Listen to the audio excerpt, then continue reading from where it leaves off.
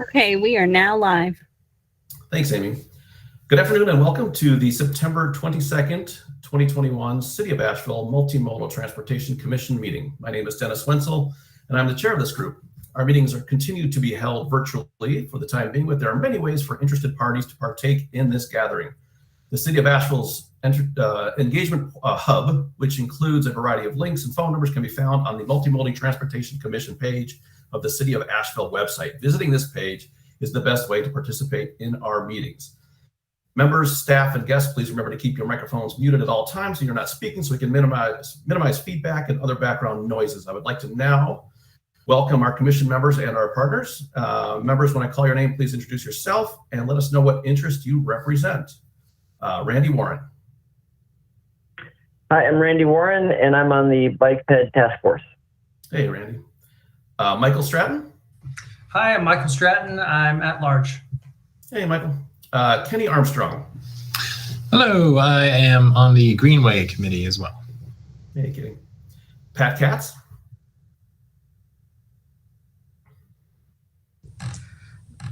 I am at large. My husband rides his bike, and Great, thank you. John Balsoni. Hi, I represent the Transit Committee. Hey, John. Maggie Ullman. Hey, Maggie here. I'm on the Bike Ped Task Force. Hey, Maggie. Bill Loftus.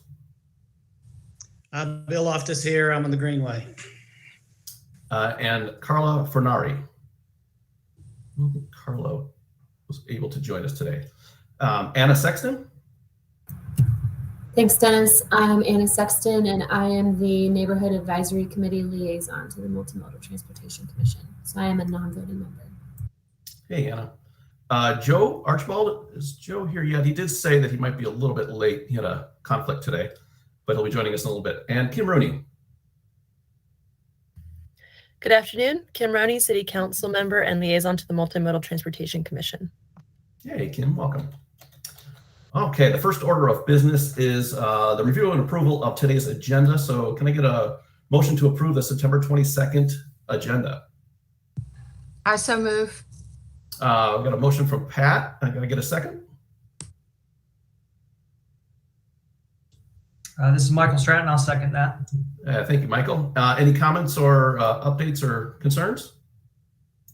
All right, we'll take a roll call vote. Randy Warren. It was Randy. Aye. Thank you, Randy. Michael. Aye. Kenny. Aye. Pat. Aye. John. Aye. Maggie. Aye. And Bill. Aye. Excellent. I'm an aye as well. Motion carries. The next item is any public comment. We have not received any requests for public comment today for our meeting. Our first item in new business is the consideration of the appointment of Sandy Aldridge to the Transportation Committee. Jessica, do you have some background for us?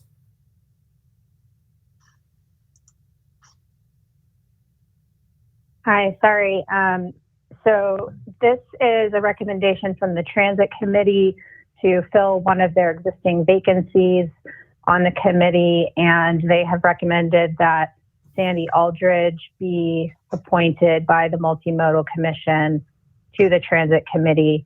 They did not have a meeting in September, but they expect to have their next meeting in October, at which point Sandy would be able to join the committee officially. Okay, great. And I noticed that we didn't have any kind of background on her, but can you give us, does she have an understanding of of transit in her background? Yes, sorry that we didn't include her application. Yes, Sandy is a longtime transit rider, has been very much interested in transit for several years, and I think she also serves on, or I don't know if she currently serves on it, but she has served on the Asheville Citizens Police Committee, I think is what it's called. And so she is definitely very interested and active in government government and citizen engagement. And she typically has attended at least some of the transit committee meetings throughout the years that I've been here. Okay. Thank you. Yeah, and I had kind of heard the same, that she really does have a good understanding of our system in particular, just experience over years. So I think that type of connection and an experience and passion is exactly what will certainly help us serve us well on this committee. Can I get a motion to approve? I approve. John, I got a motion to approve and a second. I'll second. Pat, I got a motion and a second from Pat. Any comments or questions? All right, without comment, I will move to a roll call vote. And this roll call vote is to appoint Sandy Aldridge to the Transit Committee. Randy Warren. Aye. Michael Stratton.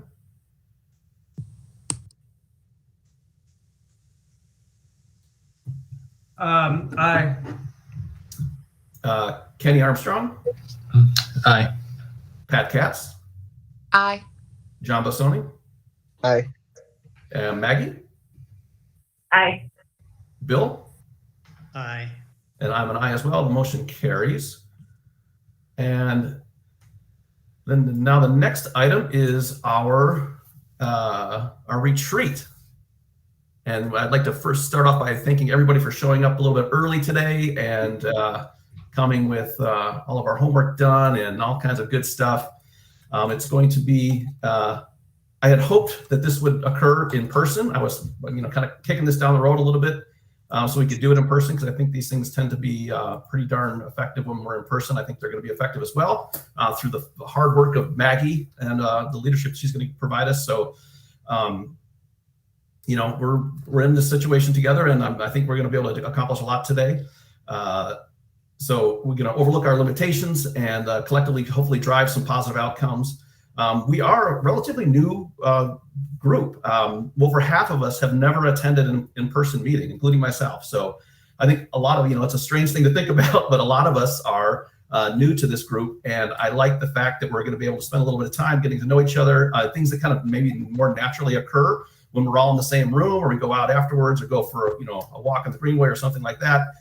In lieu of those opportunities, I think this is going to really serve us well, and I'm really excited about it. So this is a time for us to strive to be as productive, as collaborative, as a unit as we can be. There are many exciting projects in motion with the city right now, and studies underway, that there's a real opportunity for us as a group to have a meaningful impact in our city and the citizens of Asheville for years to come. There's a lot of exciting things that we're dealing with, and I feel like things are moving too. So I'm very excited about it, and I think that the better we are at using our time together and bringing in good ideas, the better the city's going to be set in really putting together some really solid plans. So our objectives for today are going to build trust and cohesiveness between us, the commissioners, and we're also going to revisit, refresh, reinforce a policy vision that integrates various transportation plan ideas and then utilize in advocacy going forward. The outcome for today is hopefully we will co-create a set of priorities to address throughout the following 12 months of our meetings. So we're going to set the course here, get familiar, feel like we have an understanding what we want to do, and then lay this all out so we can attack it over the next 12 months. I'd like to again thank Maggie for her leadership and participation in taking this over, and for everyone's participation in this today. I know it's going to be a little bit challenging. It gets a little bit long, but so just kind of get that recline going in your chair, relax a little bit, take it in, and it should hopefully we'll have some really great results today. With that, I'd like to turn it over to Maggie. Maggie, take it away. Oh, I'm sorry. Sure. One other thing is, Maggie, you did send us, just so everyone knows, in the chat, there's a link to your to the agenda for this portion. Yep, and we're also going to use a tool that we'll put in the link in a minute, in the chat in a minute too. So thanks, Dennis.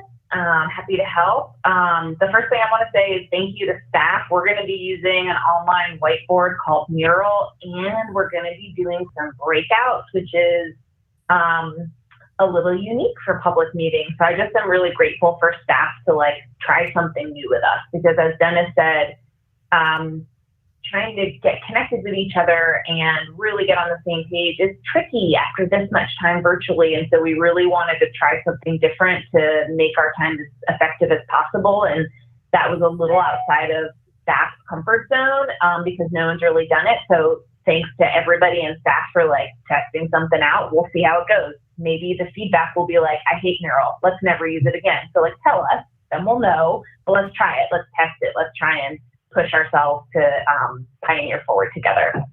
A couple other housekeeping. We're going to have a 15-minute break about halfway through. So I dare you to close your email and your Slack and silence your phone. I just double dare you to focus, and then know that we're going to have 15 minutes where everyone's going to go off screen and you can tend to life that keeps moving. Also, we are going to have some breakouts where we're going to be split up into groups. And to comply with public meeting law, we have to end the meeting and start the meeting again. So you'll hear me be like, at 2:02, we're ending the meeting for breakouts. And then when I revise, that's just our formal process. And that's something we're testing also. So we'll see if that works well. For all you YouTubers watching out there, thanks for letting us be creative to try and be effective, and we'll see how that goes. Okay, so to kick things off, Amy, thank you for putting a link in the chat. If everyone can click that, that opens up a tool that I'd like y'all to have open on a separate browser throughout the duration of our time. It's called Mural. Has anyone used this tool before? Cool. It shouldn't be hard. I'm going to navigate you to two orienteering tools. Okay. Actually, let me see if I can do this really quickly. Okay, so I'm just going to share my screen really quickly to show you around. So the first thing on your private screen is go to the top, and up here there's a button that says Outline. Click the outline. This should bring up a column over here that shows you buttons. I don't know where this is. I don't have, where is this link? Is that in your new agenda? It's in the chat box of this Zoom meeting. So at the bottom of the screen where the videos are should be a little icon. If you click that, the bottom link. Does that help you, Pat? Don't see it. So Pat, I in the see lower join right, with Google Meet. yeah, in the lower right, you should see 4 icons. And the second icon should be a couple of heads. The third icon is kind of like a chat box. If you click on that, you'll see our meeting chat. Okay, so This is Kim. Right. I'll just say that one of the reasons why there might be trouble is that the screen that I see does not look like the screen that is being shared. okay, I just saw something that says activities. It was the 4th icon. Breakout rooms, polls, Q&A, and whiteboarding. Is the whiteboarding what you're talking? Push the button to the left of the activities button, please. That's chat. Yep, and in the chat, there should be a link from Amy Tessner at the bottom of that. Okay. And that'll open in a different browser. Okay, so I'm going to have to switch back and forth. That's what we're going to try out today. Yep. Okay. And you were saying, Kim, what you probably opened in Mural looks different than what I'm screen sharing. And what I'm going to show folks is how to navigate this online whiteboard called Mural for the time we're together.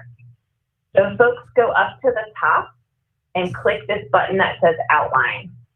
It's going to show you boxes 1 through 9. This is the sequence that we're going to be following. So everyone click number 1. How are you feeling today? And it should magically move your screen over to look more like mine. Anyone, is that not working for anyone? I'm going to even stump there. Okay. So I'm going to stop sharing my screen. Oh, the second navigation tool is down in this corner. There's a zoom button, so you could zoom in out to see the whole board, or you could zoom in. So this helps you move around. You can use your trackpad to move around, or again, just always go back to this outline and remind yourself, oh, we're on number 1. How are we feeling today? Okay, so I'm going to stop sharing, stop presenting. And what I'd love to ask folks is to test out this board. So how are you feeling? How's your day going? Double click in this area and it should bring up a post-it and put your name. And if you can, figure out how to change the color to represent how you're feeling. So yellow might be sunny skies, things are going well. Blue might be a little cloudy. Gray might be just a hard day, and it's kind of hard for you to show up. So just let us know how that's going for you.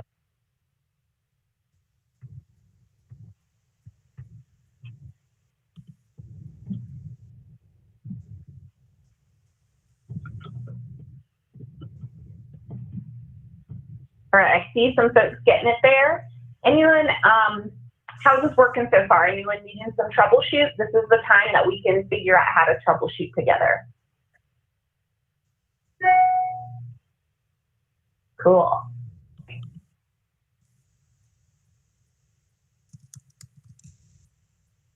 This is Anna. All right. Sorry. This is Anna. I had to step away for just a second. Could you just tell me again how to drop the little post-it note into the "How are you feeling today" box? Find a white space and double click. Okay. And it should automatically bring up a post-it for you. And then if you right click, you can find how to type or that color. Thank you. Y'all, I got this really well. This is totally a different tool if you had we're in experimentation mode. I'm really proud that we've already gotten this far. Good job.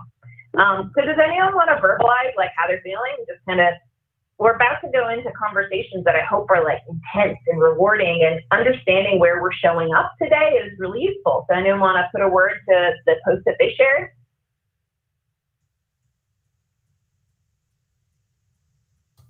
What did you ask?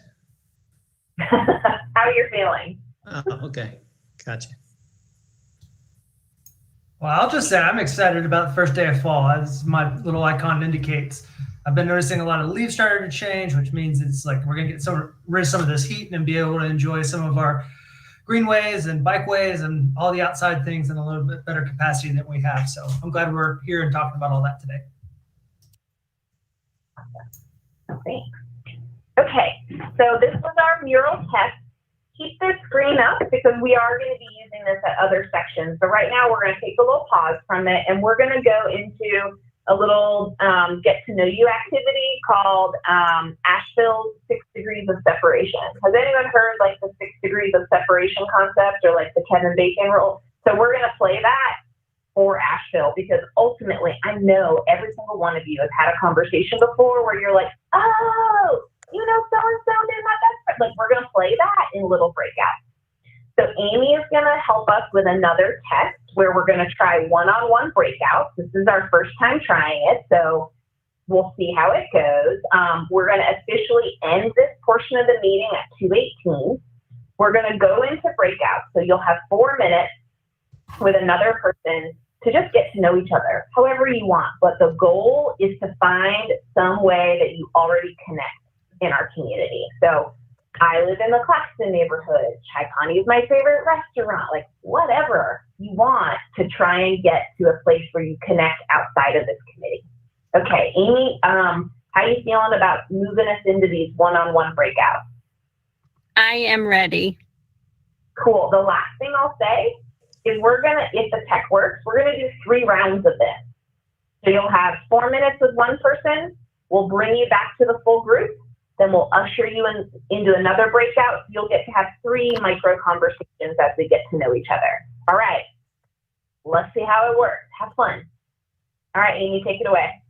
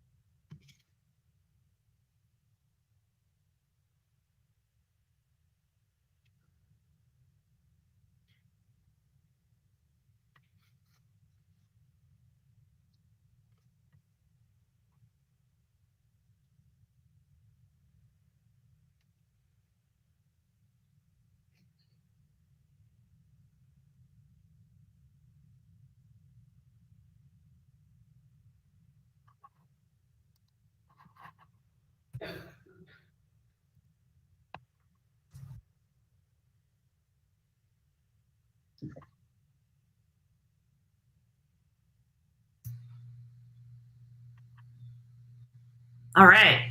Did anyone else feel like they got little Bo Peep's like hook on that? I definitely was like getting into it and I was like, well, it's over. Well, so it goes.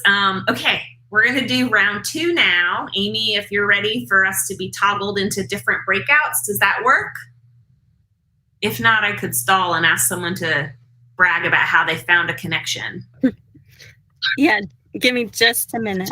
Okay, does anyone want to share something they learned or a connection they found?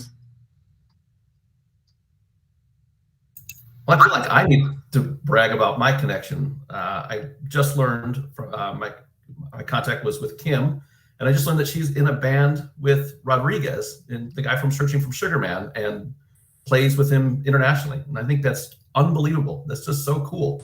It's something I never knew, and I find it fascinating. And I found out that Dennis and I love live music and that he's a fan of the Replacements and Paul Westerberg's work. Very fun. Very fun. All right, Amy, do you want to whisk us away or should I take another comment? I am ready. Okay. Randy and Pat, welcome. Everybody, we're going to go into a second breakout. And I think everyone learned that you have to end up clicking yourself into the breakouts and back. So have fun with round 2.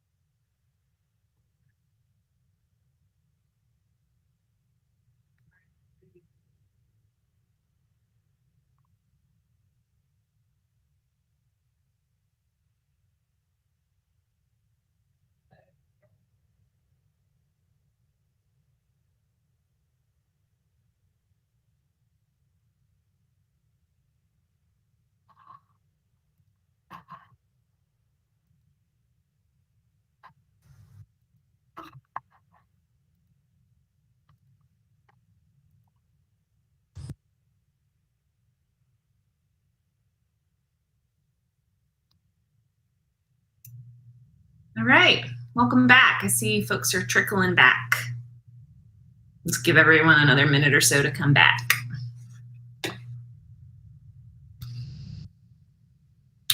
Cool, I think that should be everyone. Oh, no, there we go.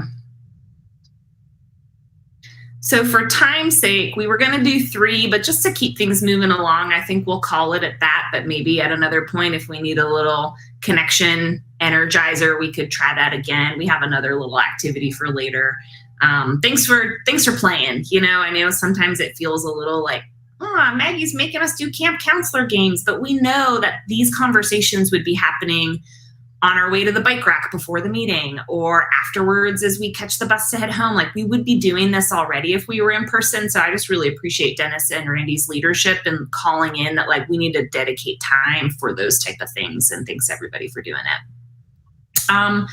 So now we're going to shift into really getting our heads in gear so that we can have a conversation around, like, brainstorming what priorities we want to work on and then starting to dig into them. But before we just start putting ideas out, we really wanted to reflect on where we've been. And I think, Kim, it was early after I joined the commission, we had connected so I could learn, and you'd used language I just loved of, like, make sure that as we go forward, we're building from the shoulders of those who have come before, because this committee has been really active and thoughtful and strategic for a long, long time. And not just this committee, but we went through an enormous comprehensive planning process, and council does a lot of prioritization. And so we wanted, again, before we get into our focus on multimodal transportation, to remember the big picture of community priorities that we are in service to. And so I asked Kim if she could talk through some of that, because she'd been such a long-standing multimodal committee member, and then in her purview on council, and you were involved in the comp plan. So I just feel like the history of leadership could be a really fantastic refresher. So before I give it over to Kim, I put some of this on the mural. So if everyone goes back to their tab with the mural and goes to the outline that says number 2, existing community priorities. And that's going to focus in on stuff that you could lightly review as you're listening to Kim. Everything on this is stuff Kim's going to talk through, but this is kind of some language that can anchor us. So, all right, thanks. Kim, up to you. Well, thank you so much for this time in the middle of your retreat and your meeting, just to participate as a former member of the Multimodal. I so appreciate each one of you volunteering your time, your energy, your talents, your lived and professional experience. When I was first appointed to the Multimodal Transportation Commission, I was also at the same time appointed to the Transit Committee. I didn't know when I was applying that I was going to be serving on 2 groups. And then therefore attending 2 meetings. So that was a first eye-opener, was how boards and commission process works.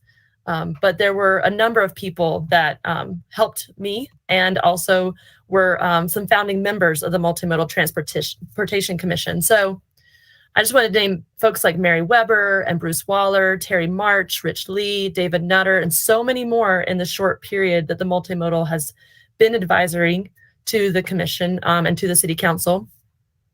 That folks working together is how we're able to get this body of work with such amazing minds and experience. So I want to invite you to stay creative through this process while considering our comp plans and themes and the council goals as well. Previous seatings of this commission have included a long list of priorities. So I looked at that 2019 list that I participated in, and I was like, wow, you know, could we possibly have gotten all of that done? And yet we managed to try, you know, to make this big attempt to include everyone's top priorities. So stay creative. I think that what you'll look at reflects a broad scope of work, because this commission advises on so much. I have seen a struggle in how to operationalize collective work. So that includes not just in the meeting, but outside of the meeting. So I urge you to consider working groups, meaning less than a quorum of your group and less than a quorum of the subcommittees you're on, to share work outside of the meetings. I think that that could be a great tool for being able to share your vision and your excitement and your energy and what brings you to the table, but also bring work to the group so that maybe your meetings can be even more effective than they are now because you're covering so much. So the council goals and the Living Asheville Comprehensive Plan. In our city council retreat, council identified 4 top goals to guide our work: reparations, reimagining public safety, COVID relief funds with a focus on an equitable recovery, and our compensation study, which we did pass in this last budget cycle.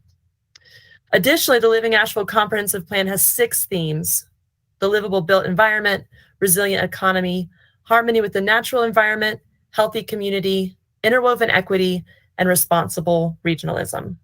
You don't have to remember all of those, but the comp plan is regularly attached in your agenda. So don't hesitate to revisit that. What is the thing that brings you to the table that you're passionate about, your own personal priorities, what you see that could be better or needs to be protected, and then help us to find it in those goals so that we can be carrying forward advice to council, I hope maybe more often. As your liaison, I do carry forward motions and recommendations to the full council, and that kind of a vote making formal advisement isn't happening very often. Maybe that's because you're moving at the pace of what it takes to include everyone's voice, or you see the need to engage more community members. But I am eager to see what that formal advice looks like. And then lastly, I would just ask you to think about not just the financial impact, but the equity impact and sustainability impact of our decisions together. What does it look like to operationalize that process? And I'm looking to y'all for that leadership because I'm learning, and I'm a person who lives and works and walks and bikes and takes the bus and uses the greenways in the city, just like y'all. So I'm really looking forward to what kinds of ideas you bring to the table today. Thank you so much.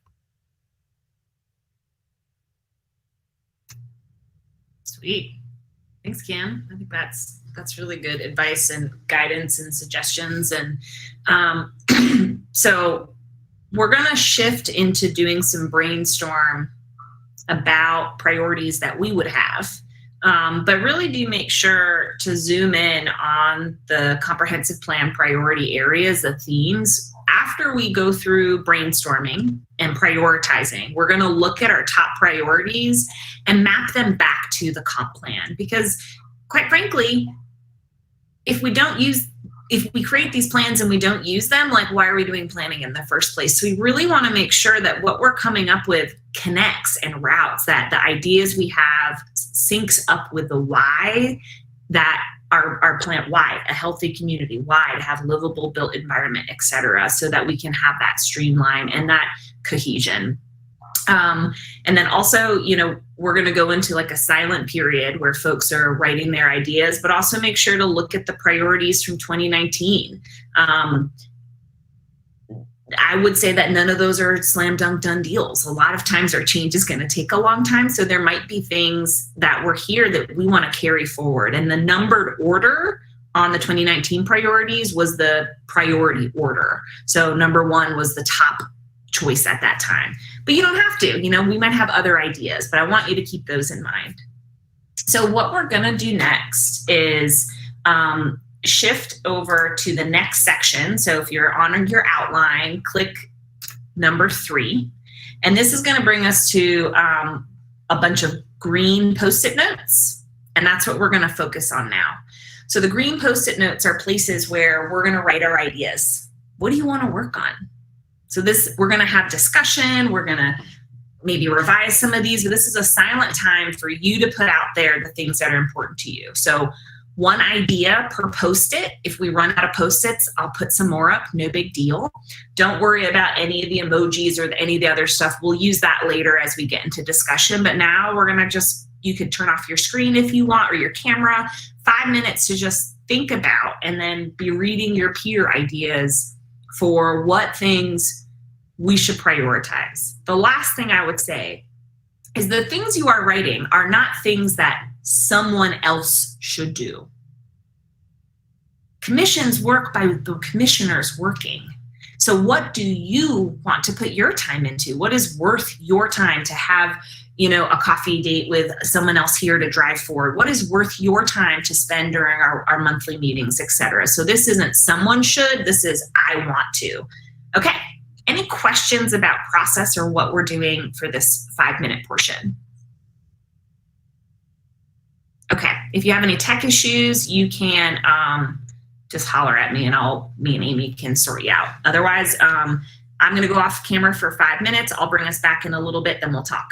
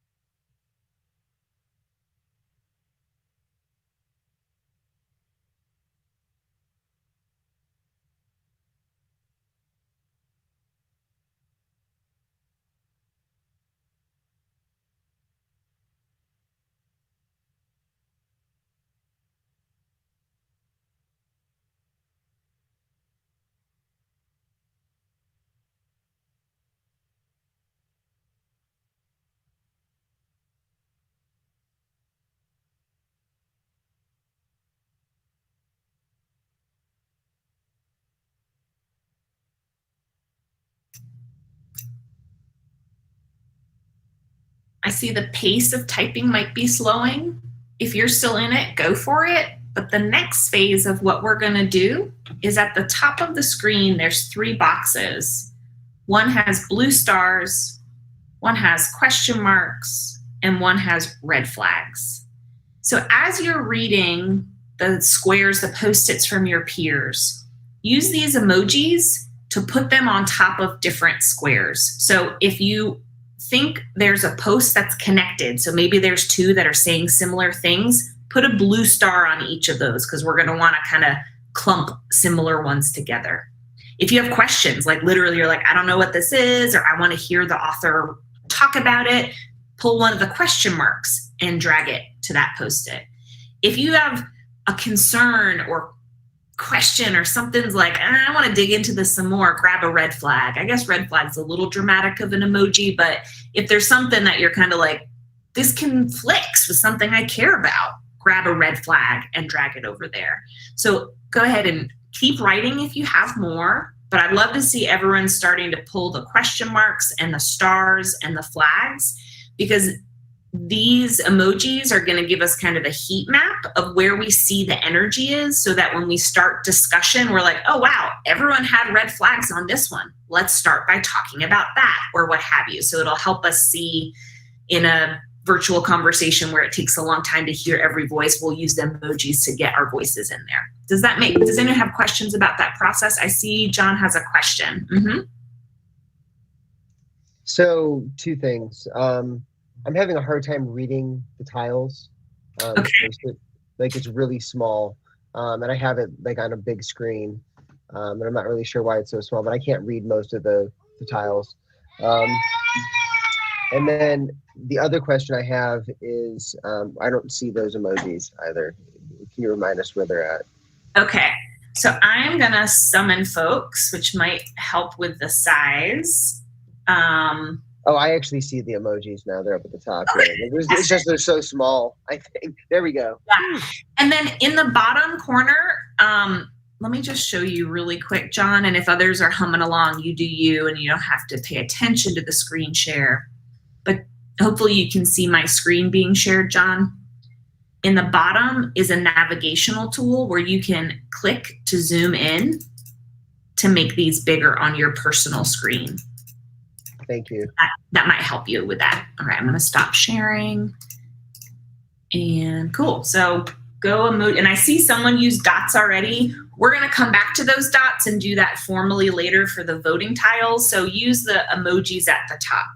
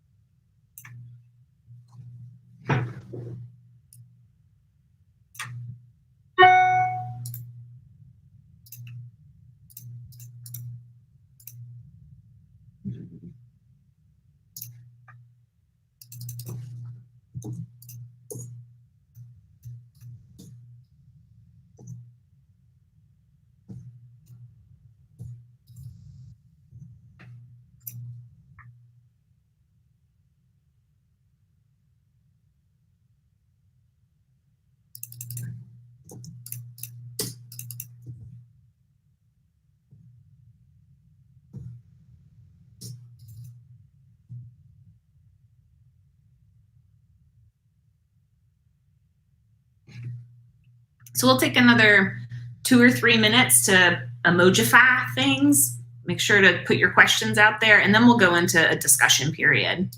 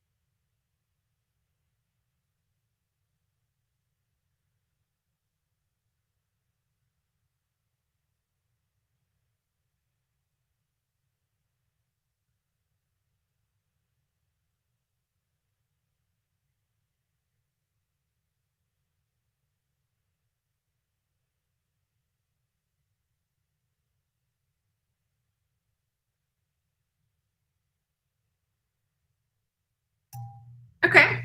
Hopefully that's a good amount of time for folks to digest and reflect and think. We're going to go into a period for really however long we need, but maybe 20, where we're discussing to do is call out one. I don't see any red flags drawn, which is cool. That shows actually that we're starting from a pretty great point of alignment.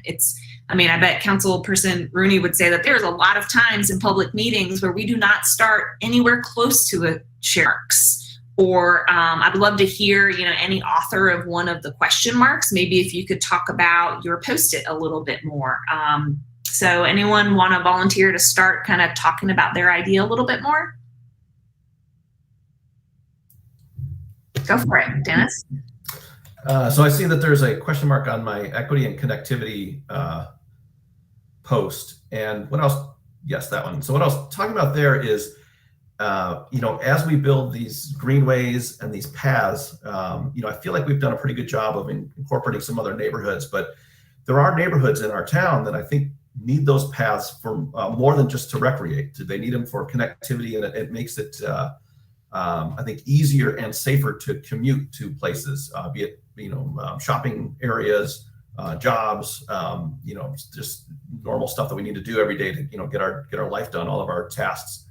And, as we think about these plans, one of the things that I've been kind of focusing on or concerned about is that we're making sure that we're connecting some of the neighborhoods that are geographically very expensive to connect. And that's kind of how they ended up, folks were, there was some things that happened in our community to put folks in certain areas, and it wasn't the most desirable spots. And so now I think it's up to us to make sure we're making those connections so that they are equally accessible to all the resources of our community are equally accessible to them, just like maybe some of the more geographically desirable communities. Awesome. I think I was one of the people who put a question mark, and that's totally exactly I love that you're saying it, because that's what I was guessing, but I just wanted to hear a little more. Who else had a question mark on their tile that could elaborate a little further for folks? I had one. This is Michael.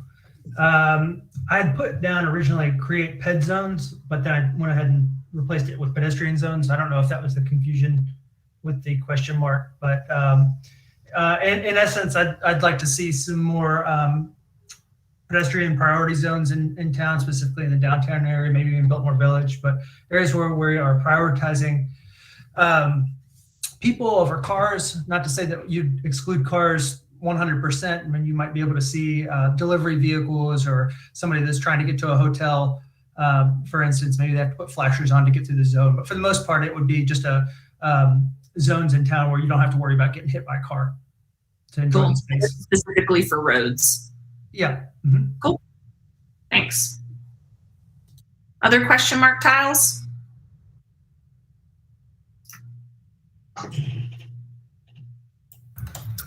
I'll go. I think I saw one next to one that I put down.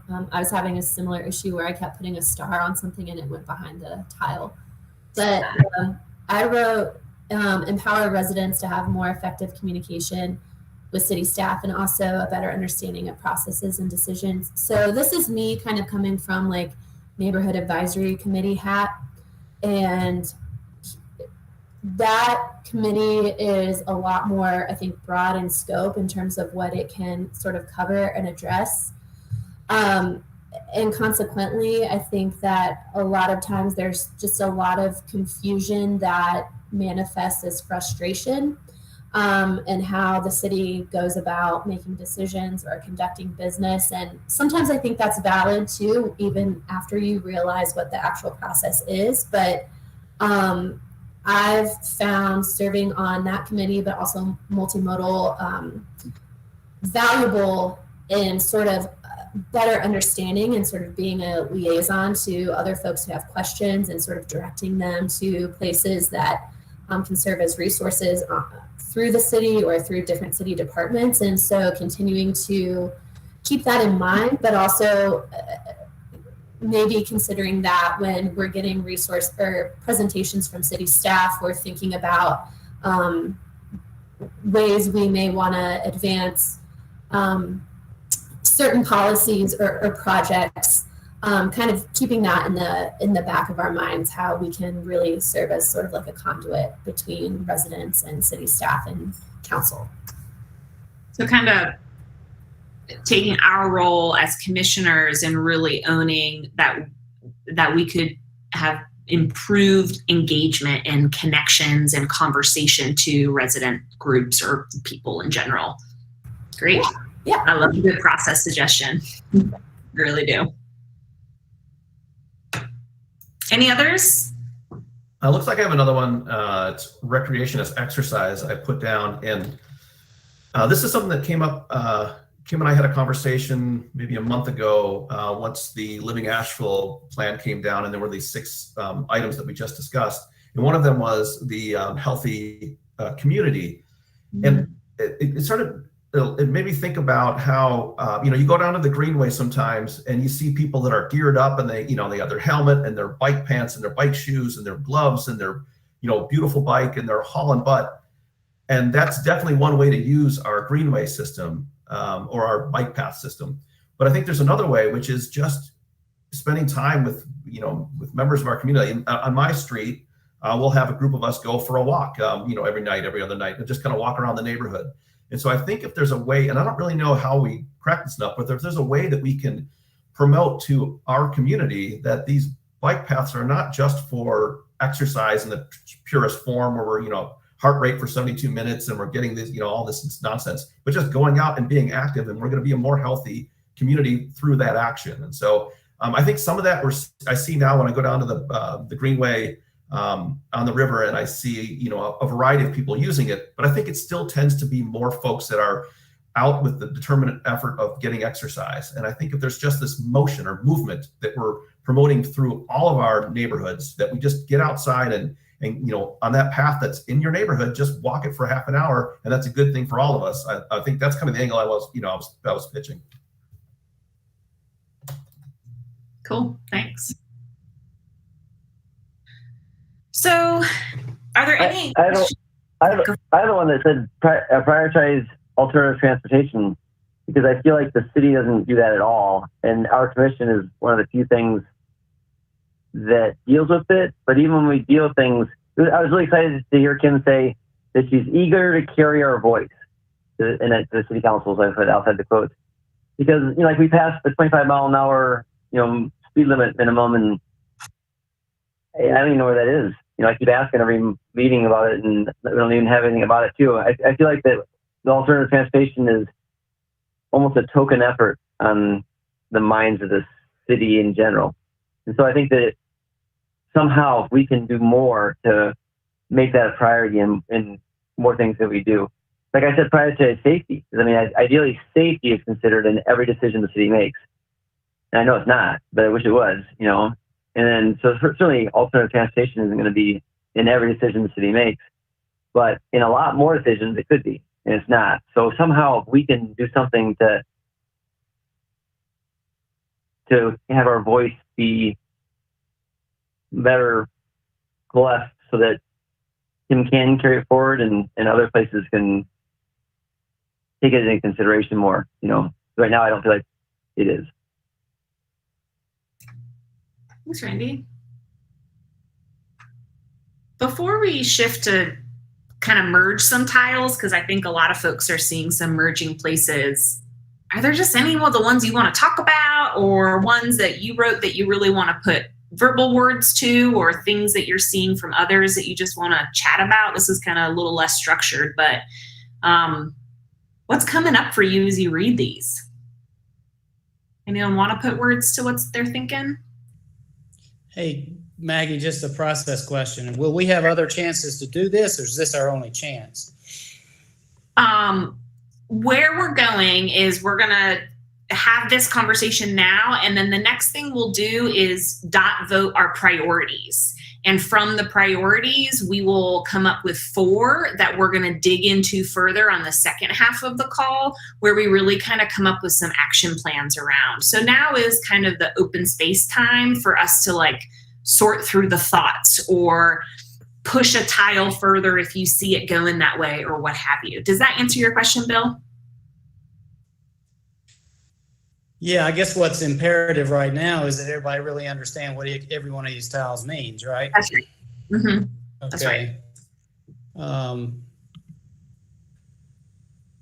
Well, in my anal way of putting a lot of words on things, maybe some of mine weren't very descriptive because there were too many words as opposed to too little.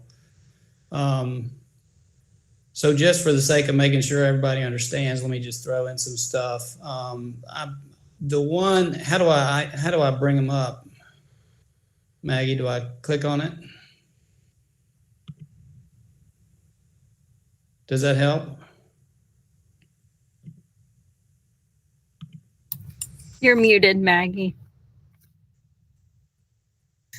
I think if you just direct us, since we can all see the different green tiles, maybe just call out which one it is. Is that what you're asking? Okay, yeah, I just wanted, so there's a couple here that you guys may not be aware of. So kind of a third of the way to the right, there's a few that in the third column. One says explore urban multi-hub, micro hubs with selected vehicle restriction policies. This is does everybody know what an urban micro hub is?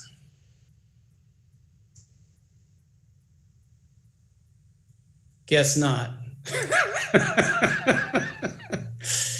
All right, Bill, could you just go into well, it's an urban logistics concept that tries to eliminate congested streets. And it enables logistics deliveries to be processed through the micro hub and delivered to businesses in smaller methods, you know, not the big UPS vans or the Amazon trucks, but more like a e-bike with a trailer on it that carries 50 packages instead of 200 packages, consumes less space. It's generally they're electric instead of gas, and they don't consume as much street space and that type of stuff. So the idea being, if we have high use corridors like downtown or other places that are in our major high use areas, they could be candidates for a urban for a micro hub to coordinate into the overall transportation plan to make it more walker friendly, more wheelchair friendly, more bike friendly, more all that stuff friendly. So that's what that concept's about. So I want to make sure everybody understood what that was. Glad you appreciate it. Let's see. Another one I threw in here that may not be evident is, and now they've moved around, so I don't know where it is. I had something in here called right sizing the transit assets so that we could increase service frequency. The idea being is that when we look around, our buses are usually empty or close to empty. We got really, really, really big buses. And maybe we've designed a church for Easter Sunday. There's other ways to skin that cat. So maybe if we had small buses, more like the mountain mobility buses, with selective bigger buses, either for major lanes or for peak times, or perhaps even contract out big buses during peak service needs, then we could have more frequency and relieve the cost burden of those really expensive assets. So that's what that's about, is kind of a redesign of the assets so that we can get better service, better cost performance, and improve ridership and that type of thing. So that's what that one's about. This probably, let's see. Oh, and the other one was, and maybe we've got this on the docket, but didn't we have a presentation about bike sharing assets? But I'm not sure where that is, but a lot of cities have bike sharing, and even e-bikes in a hilly region like us would be advantageous and maybe take some cars off the road. So I think that ought to be on the list personally. And the last thing I think, and this is a little more Maggie towards kind of a retreat as opposed to a city priority, but I think it'd be useful for us as a group to continuously engage in a conversation that basically says this: what does good look like? And how do we measure good? Because I think that I think we've got a lot of great documents and direction that have been set forth, but frankly, for me personally, it's a little too vague and it's not as explicit as it helps my mind to work through. And I think it would be helpful if we really constantly dialogue around what does good look like and how do we get to be good and how do we measure ourselves in terms of goodness. One of those, for example, one of those reports was really cool. It had percent of workers that use the bus, right? It was like small, but it was there. It was a percentage. It was a measurement. So if there's ways we could measure ourselves, I'm not saying that's the measurement, but other ways in which we could measure ourselves where we could say, guess what? We measure ourselves and we truly can claim to be, I don't know, whatever we want to be known as. I would stake that we'd like to be known as a car optional city. Now, what does it mean to become car optional? Not sure, but I think it's up to this group to help figure things like that out. So that I wanted to throw that in also as a description. So I'll get off my soapbox. Thanks, Bill. That's great. This is totally like the time for this type of conversation. What's coming up for others? Or Dennis, I think I might have stepped on your toes. Were you going to jump in? Sorry, there's one that it's a little, I said Greenway says tourism. And this comes back to Michael and I had a conversation where we walked the Greenway about a year ago or so, I guess. And one of the things that we talked about are all of the stakeholders that are involved in the discussions that we have that not stand in the way, but need to be considered when we go to accomplishing these challenges or these programs. And one of the things that we had talked about was the fact that, for better or worse, the tourism folks have a lot of power in our town. And if we could figure out a way to package what we want, this multimodal application or layout or network, as a tourist marketable commodity or asset, I think we could get some of those folks on board. And just when you think about, how we can, there are many people that, and it also speaks to another element in there about the natural beauty that we have in the city. As we build our greenways in these towns, we're tapping into this beautiful areas. As I go down some of the areas, even now I've been riding my bike up and down Thompson Road where that greenway is going to go in. And I can see the beauty that's going to be there in that new greenway. It's going to be amazing. And it's going to be an area that I think few people have seen or experienced for a long time. So when we think about how to kind of harness or get those folks behind us and support some of this challenge, if we can get them to put their considerable budgets and voices behind these networks, because it is good for business, it is good for their business to be more successful, I think that could help us kind of accomplish our goals as well. Thanks, Dennis. We have some folks who tend to be pretty quiet. Anyone who hasn't gotten to share yet that wants to jump in? I'll go. So Dennis, I just wanted to piggyback off what you just said about Thompson Street. I want everybody to know that the Oakley Neighborhood Association is going to be doing an open streets day next month on the 16th, where we'll be able to enjoy that corridor that you're talking about, car free. So y'all are all invited, of course, and I hope you come out and look at it. But I will talk about one of the ones that I put up. I think a lot of times we have big ambitions, we have big dreams and ideas, but then there's no funding. So I think one of the priorities that we need to look at is where can we identify funding? So the tile that I had looked at was TDA money, and I think that goes back to what Dennis was just describing. That's a tourism development authority. Maybe parking meters where they're not already at. There's a lot of places in town that don't have parking meters. I don't understand how we're leaving that money on the table. And then, of course, on the sides of our buses, I used to work in outdoor advertising, and I look at all those buses as giant billboards of unclaimed revenue that could be sold space. And all of those revenue streams could go back into funding some of the ideas that we have. Thanks, Michael. Randy, were you going to jump in with a thought? Yeah, so I don't know if this fits in here, but I'm going to put it in here, and if it doesn't fit, maybe we can put it someplace else. But it'd be nice if we had measures of success. And a measure of success to me, and Maggie and Jessica and other people have been meeting with NCDOT on the Merriman issue, and I know this is pervasive on other things that NCDOT is using, but they have 2045 projections in terms of what traffic will be like. And they don't even consider a modal shift at all in their formula. There is no modal shift consideration. But that would be a measure of success, is that if they would look out at 2045 and they would say, well, we think this many more cars will be on the road, but then this many cars will be taken off the road because they'll be walking, biking, using transit. That would be a huge measure of success, is if we could establish enough of a framework that we're moving the needle significantly, cause that to be a consideration on the bigger level, both in our city planning, but also in NCO-DOT. So I put in a connected bicycle network, and that's a huge, huge aspect of having modal shift, is having, you could ride a bike any place in the city and get where you want to go. So, but that's the kind of thing, though, that I think that we could measure success. You know, like right now we have less than 1% mode share for bikes.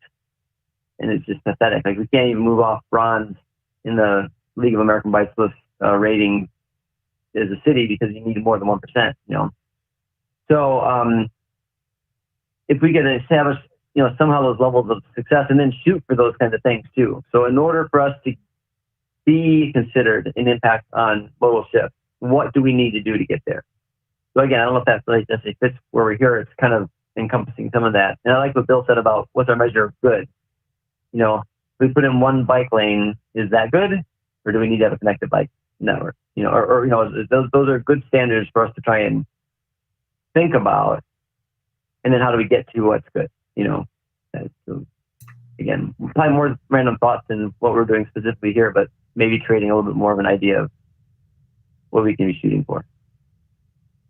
Thanks, Randy. I'm going to take off my facilitator hat for a second and put on my commissioner member hat, because there's two that I feel pretty excited about. And they connect to a lot of what I've been hearing. One is about supporting a unified development plan with the county, and why I think this is worthwhile. And there's already stuff moving towards this, but it's a long process, right? Like, we still need continued support. I think this is important because there is not some 20-foot wall at the edge of city limits.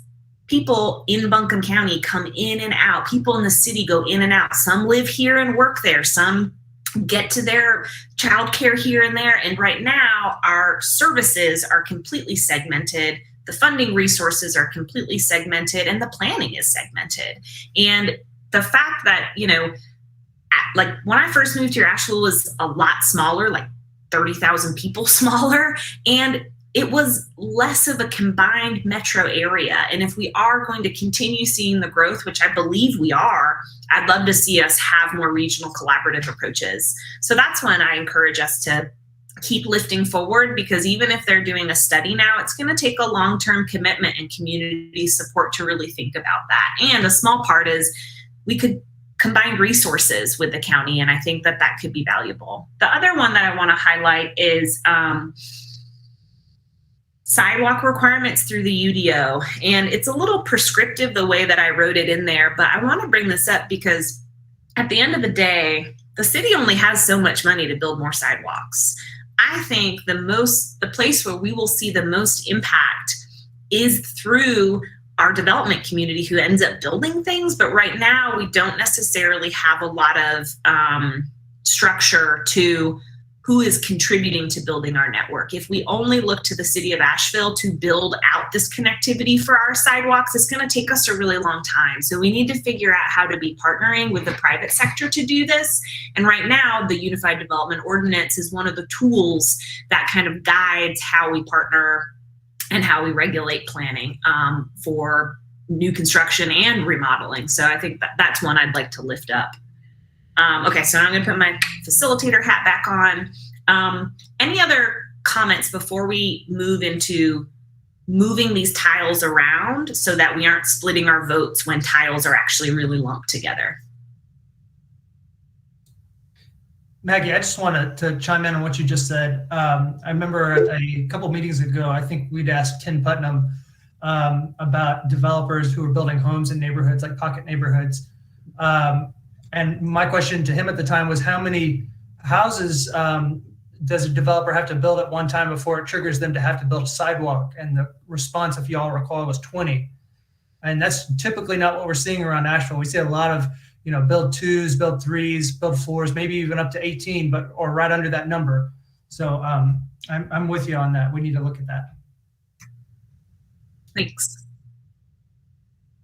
Okay, so now we want to move some of these around so that they're in the neighborhood of each other, so that when we vote, we're voting maybe on some clusters, so that when we go into breakouts, we can work on how they mesh together. I don't have a great process for this. We did the stars.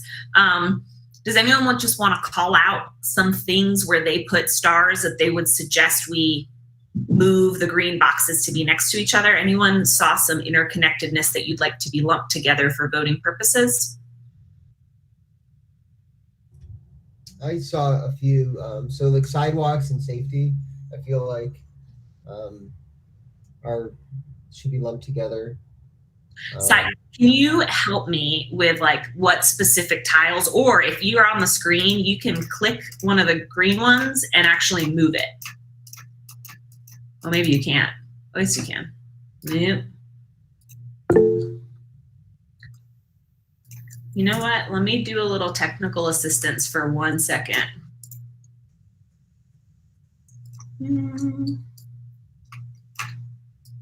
Why is that not working? Sorry, gang. I knew that we were going to have a technical moment. It's here. Great. Okay. Are these the two that you were talking about, John? That I just moved to the right side? And if not, we can move other ones. Yeah. They're, okay. I think they're around like walking and sidewalks and things. And I felt like they're similar. So any others that folks would want to lump together? And again, if you can click and drag them to cluster somewhere outside of the map, go for it. Otherwise, call them out and I can do that for us. This is Anna. I don't want to take away other folks' ideas and lump them together, but if they're not supposed to be. But what I saw as overlapping are the transit as a priority for streetscape redesign, grouped with sidewalks at all bus stops, grouped with minimum standards for bus stops. That all feels sort of streetscapey to me, and also transit. So that's why I had thought those might all fit together. Do any authors of the newly moved ones oppose that grouping? And it's totally cool if you do. We just don't want to move forward if we like stepped on your idea. Those were mine, actually. And I put them on there separately, but I do see, because I felt like sidewalks at all bus stops is really more of a safety issue, and transit as a priority in streetscape and redesign. Like, for example, the reason I brought that up was because we watched the presentation about the Biltmore McDowell corridor study and the Tunnel Road corridor study, and transit was not mentioned really at all. It like seemed to be like, when I asked some questions about it, and it seemed that it wasn't, they felt like that's something that would kind of fall into line later on. But I feel like transit needs to be the center of the project, because it's like really where our concern is moving cars, and it's not really about moving people in public transit. And I feel like that needs to be as big of a priority as moving people in cars, and moving people on bikes. I think that transit kind of like falls off sometimes, the radar.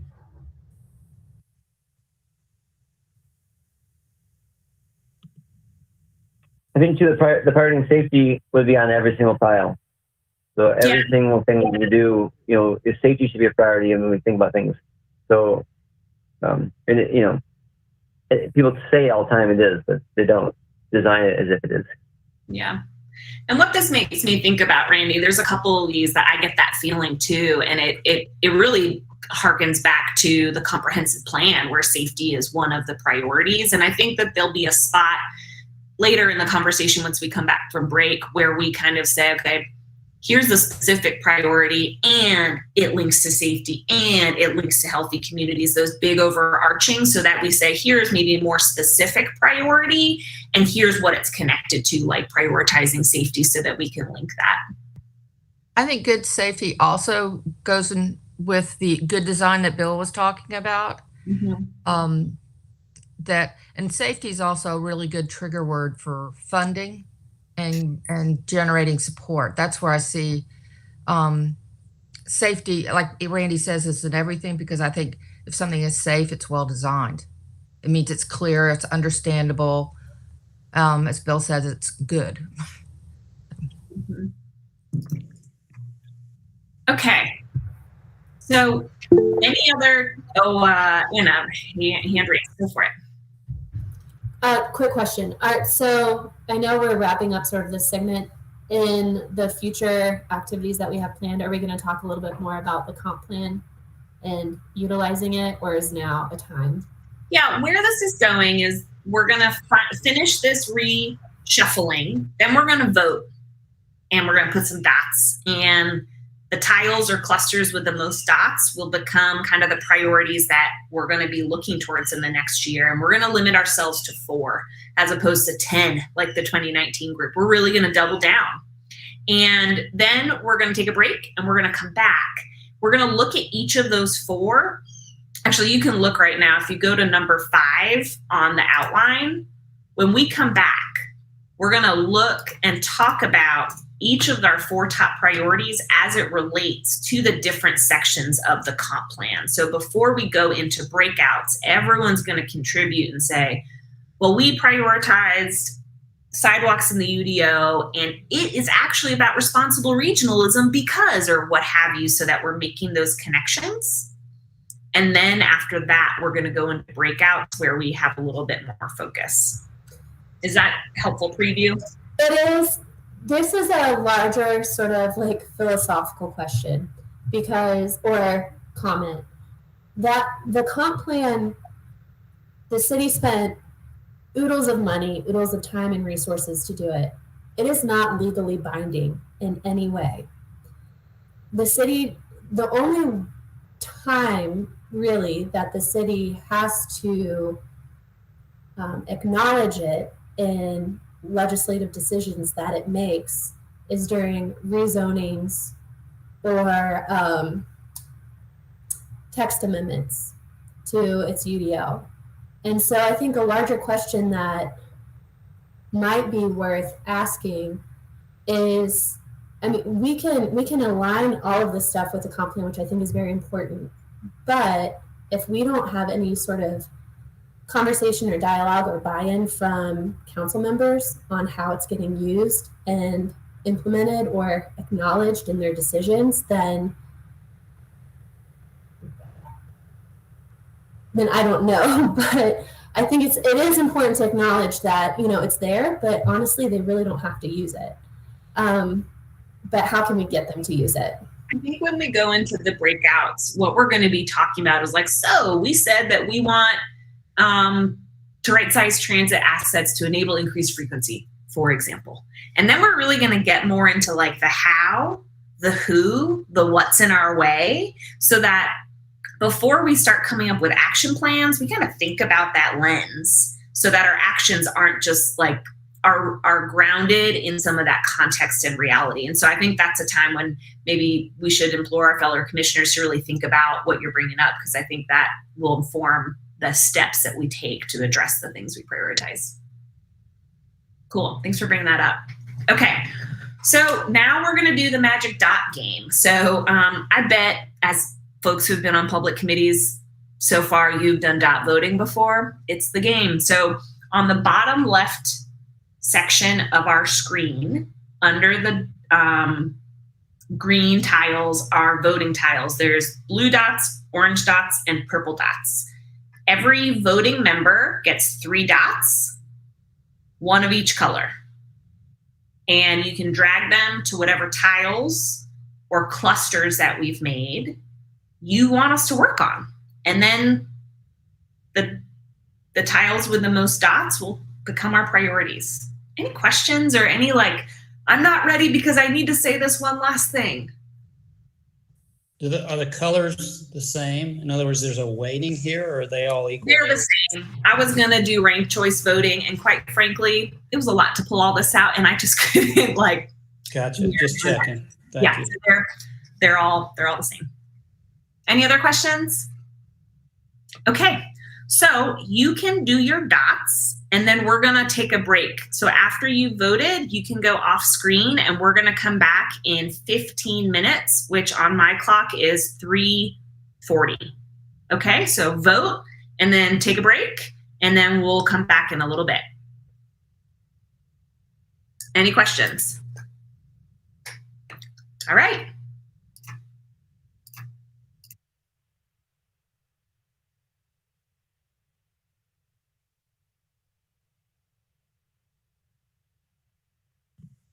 Hey, Maggie, you there? Yes, sir. Should we be able to see our dots after we vote? You should. Sometimes you have to like send the image backward. I'll resolve that. Okay. Thanks for letting me know. And if it doesn't resolve, holler at me again.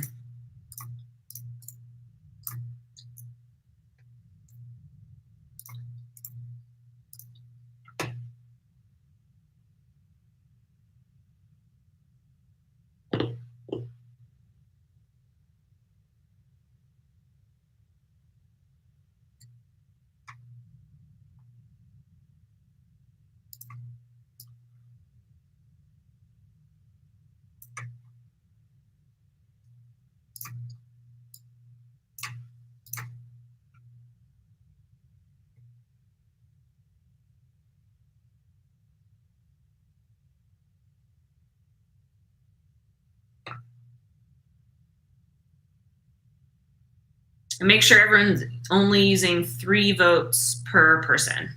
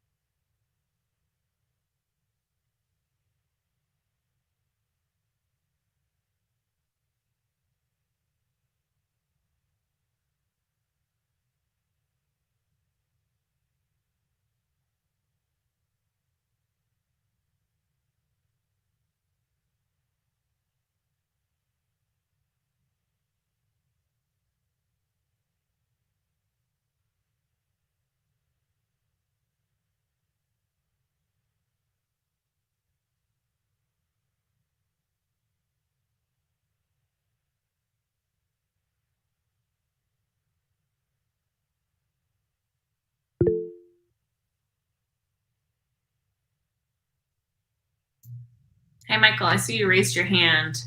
And everyone, you're welcome to stay on break. But do you want to talk about what you just put in the chat?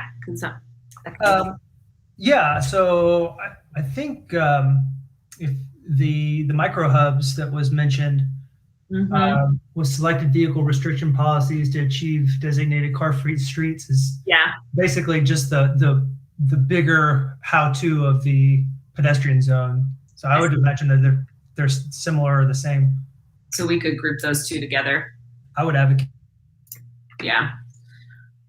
Thanks for tuning in, because I'm sitting here like, oh, splitting hairs. Do you see how, and anybody else who's listening, you're welcome to join, but enjoy your break if you're on break.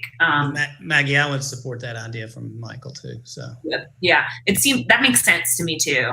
You see that I combined, we had install cycle and e-cycle infrastructure and bike share different than connected bike network. Those were separated and they each got 3 votes, and I kind of lumped them together. Does that feel appropriate too? I thought so. I thought the bike share was the same. Yeah, I mean, if I connected bicycle network could really be about bike infrastructure, like bike lanes. It could be different, but I think that maybe we put them together would be what I'm suggesting.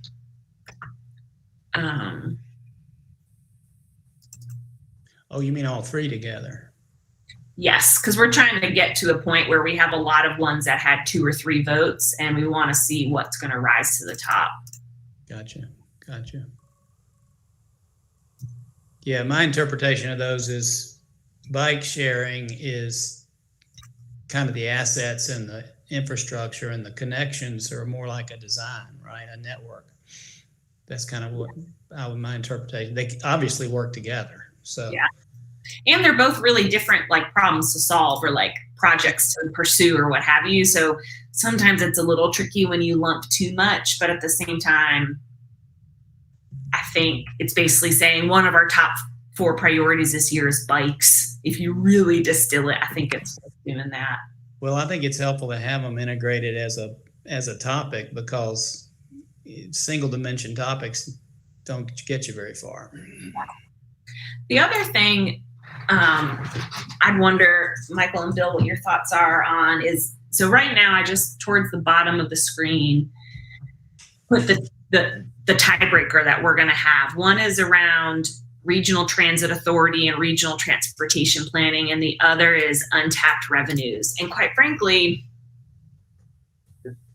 I personally struggle with like saying our priority is to get money, because that's a how thing.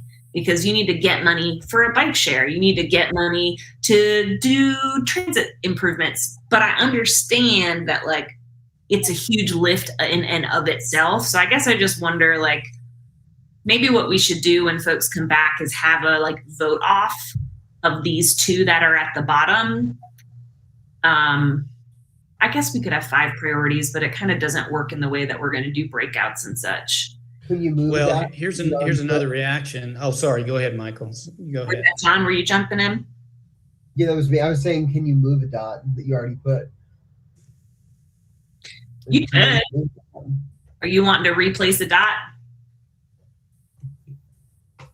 Because because I actually voted on both of those things. I don't know if we're like, and I would actually put my eggs in the regional transit authority basket before. You know what I mean? Yeah. I mean, if you want to do that, then that like kind of addresses that. And I can transparently communicate to the whole group some of the suggested mergings and what happened, and then see if anyone feels concerned about that. And I'll say this on the TDA side of things, we were really, really close to getting some movement on that. And I don't know if it's necessarily it needs to take a priority position within our planning now, because I think really all we could do at this point to move that ball forward on TDA is just to put a recommendation forward that further action be taken. It would almost gotten to the got it. The state level, and then kind of because of COVID, but it's close. Okay. So I think this really does make this pretty. It cleans it up that we kind of see our top 4. Okay. Thanks for jumping in early, folks. I was definitely sitting here like in the soup, and it's better to be in the soup together. So thanks for helping think that through. And everybody else, you've been hearing me ramble, but let's go on and come back to the group. We're at 3:41 when we said we'd reconvene. Go ahead and let me know you're ready by hitting your camera on, please. Oh, including myself.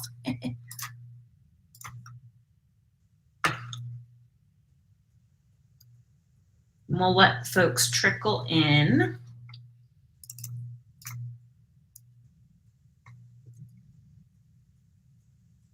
Who are we waiting on? We're coming back slowly but surely.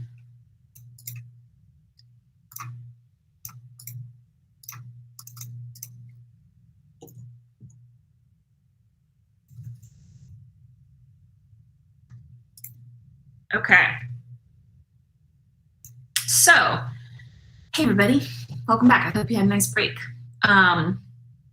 What we're gonna do now before we go back into the dot voting stuff is have another connection moment. So if you can be with me on Mural again and click number 4, guess who?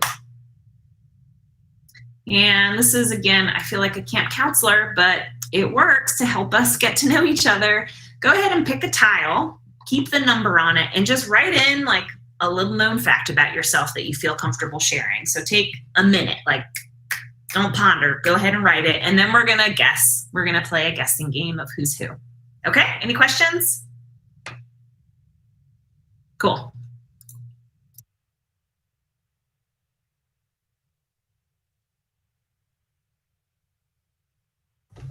So I feel like we can see the person writing the comments. Is that going to mess things up? Interesting. Yes, it is. Okay. Well, here's our second snafu with tech. I didn't think that through, so that's not going to work. Maybe just don't pay attention, because I want to hear the little known things, and even if it's not like the guessing game, it's still fun. So just kind of focus on yours, and then we can kind of play around. How's that? Imperfect, but better than nothing. Oh.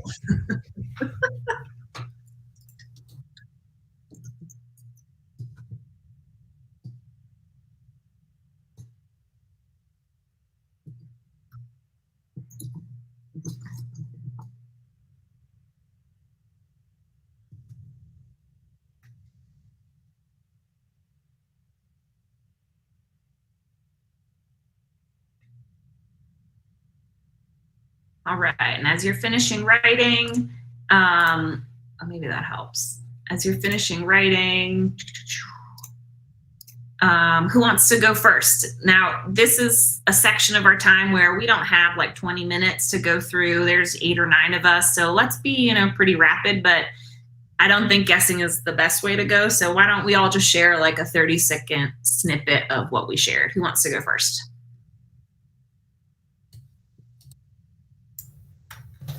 I can go first. I wasted 90 minutes of my day today watching this bear and 3 cubs in my backyard. Normally, we get them often, but they would not go away, and they just rolled, and they would stand up on their legs and fight. It was just the cutest thing, but it was the least productive day that Jan and I have had because we work from home, because we're just sitting there looking at them, and it was a ton of fun. Oh, that sounds awesome. All right, why don't you popcorn to someone else you see on the screen and just call out one of our peers, and then they'll go next, and then that person will popcorn the next until we've all shared. Okay, Bill. Oop, you're muted, Bill. Sorry about that. Can you hear me? So I put in that in 2009, I chaperoned my high school daughter and her friends at Bonnaroo. And that was a great moment of great trepidation. Was that a school sanctioned event? No. It was not. The funny part was she asked me if she could go to Bonnaroo, and I had no idea what Bonnaroo was. So I quickly, the antenna went up though, so I quickly found out, and it took a long time for me to actually make that trip happen, but it did, and it was successful. Cool. All right, who's next? What is Bonnaroo? Is it like Burning Man or something, or? It's a music festival. Oh. from my background, it's kind of like Woodstock. Not exactly. All right, Randy, why don't you go next? Sure. In my younger years, I was I guess I still maybe am an accomplished classical guitarist. So I played it since I was, I don't know, 7 or something. Was the only person my age in high school and stuff that did that. And in college, it was just my teacher and I, he would give me gigs that he would not want to do in college because I could play pretty much everything he could play. And then I graduated college and a place in Chicago wanted to hire me, but they wanted me to have more stuff at performance level than I had memorized at the time, just to play during a place called Gayhas in Chicago. But to play at till 8, there's a fondue place, and people usually spent 2 hours eating fondue, and so I had to have like 2 hours of performance level stuff worked out. But I didn't work that way. I usually worked up like 20, 30 minutes at a time and performed, and then I would stop. So yeah. Now I hardly ever play, but I can still play a lot of stuff because the muscle memory is still there.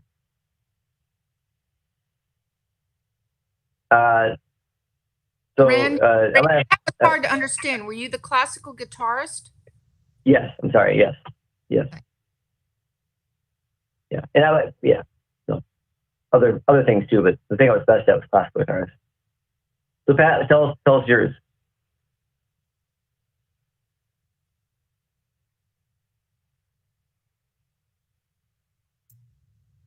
You're still on mute, Pat.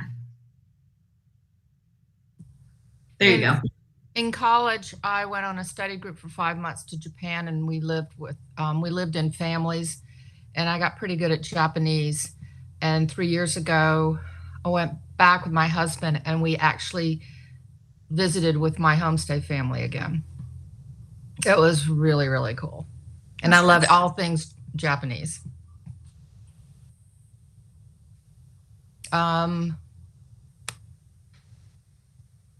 John, why don't you go next? So when I was in my early 20s, I used to dog sled race. And I look back on that and it seems like a lifetime ago. But yeah, so there's that. Where did you do that? In Ohio. So I lived in the snow belt area outside of Cleveland.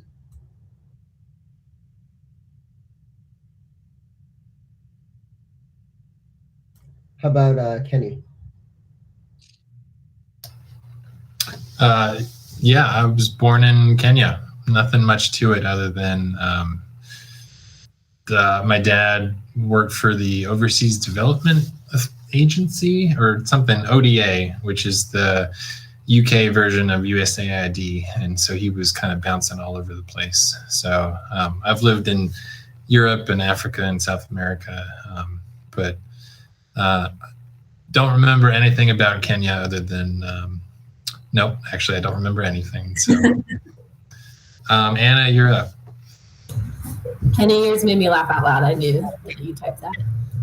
He and I work together, so we know some of those random things. I spent 2 winters in the Everglades as a cook on an island made out of shells. I worked for Outward Bound and worked at their base camp, and their island or their base camp was situated on an island that was formed by indigenous folks chucking like shells onto it for a very long period of time, and it eventually became this sort of like landmass. So yeah, really random, but it was an interesting job.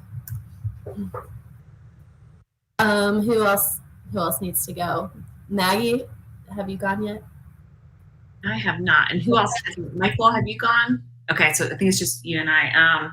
I have rescued not 1, but 2 deer from rivers at different points in my life, which like the first time I was like, cool party trick story. And then the second time I was like, seriously, what the heck? But one was in the Adirondacks in New York State, where I spent all my summers growing up, very connected to that place. And I was like a teenager, and duty called, and this deer was not happy and like kicked me and gave me a black eye, but it lived. And the second was in the Russian River in Northern California, when we were living in San Francisco, and we were paddling, and a deer was in the water. And I don't know that that one did live. I think that it had gotten hit by a car, but it's pretty wild to, I'm not like an emergency rescue type of gal. My work has never intervened with that type of stuff. And it was really wild and kind of special to be helping an animal. So, okay, Michael, you want to close us out?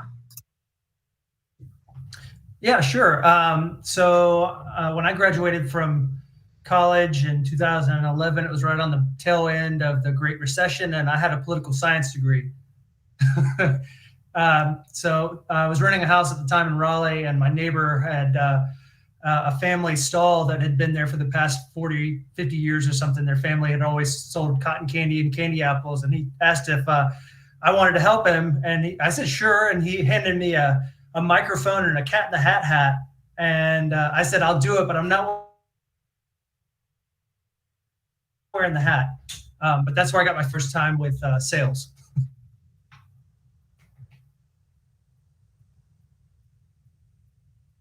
And I'm frozen on this. I don't know if you guys are getting a frozen situation. It sounded okay from our side. I can hear you. Okay, cool. Okay, well, thanks for playing along. I hope folks can hear me okay.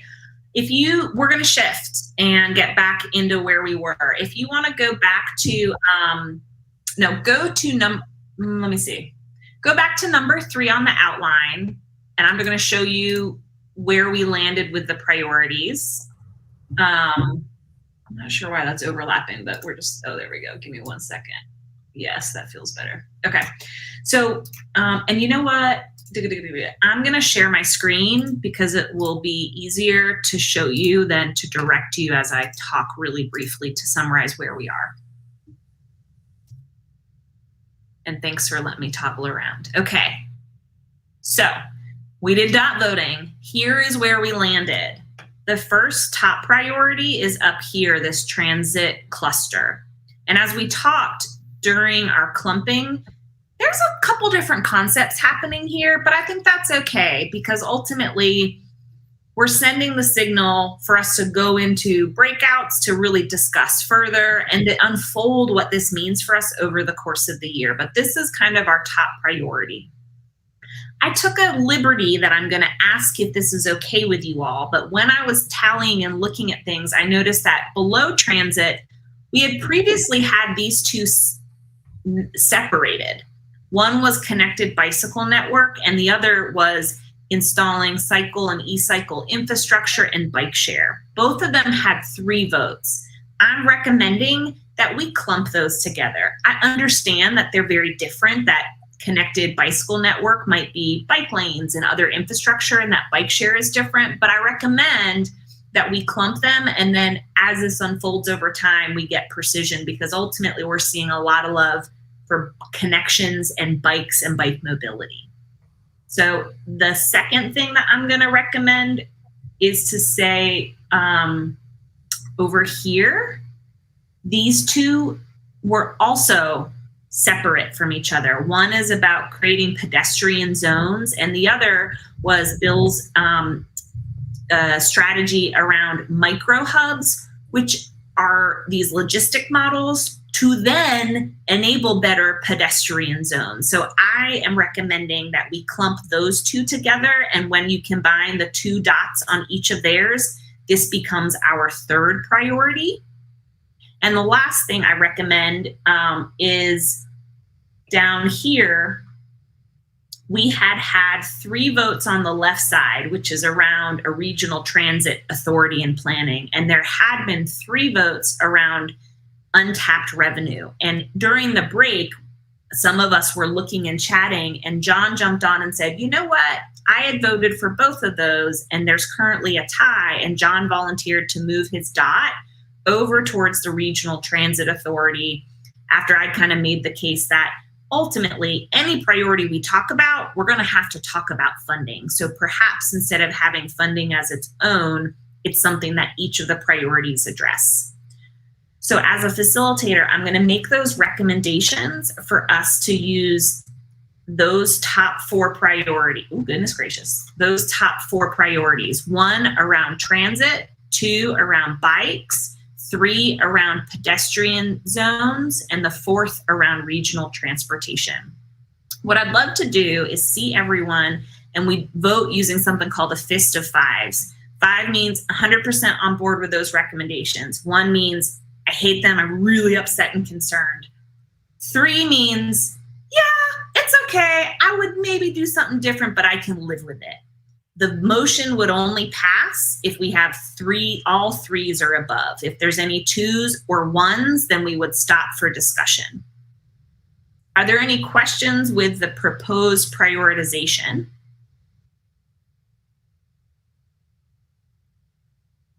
Okay, seeing none. Could you show me a fist of fives? Are folks comfortable with this?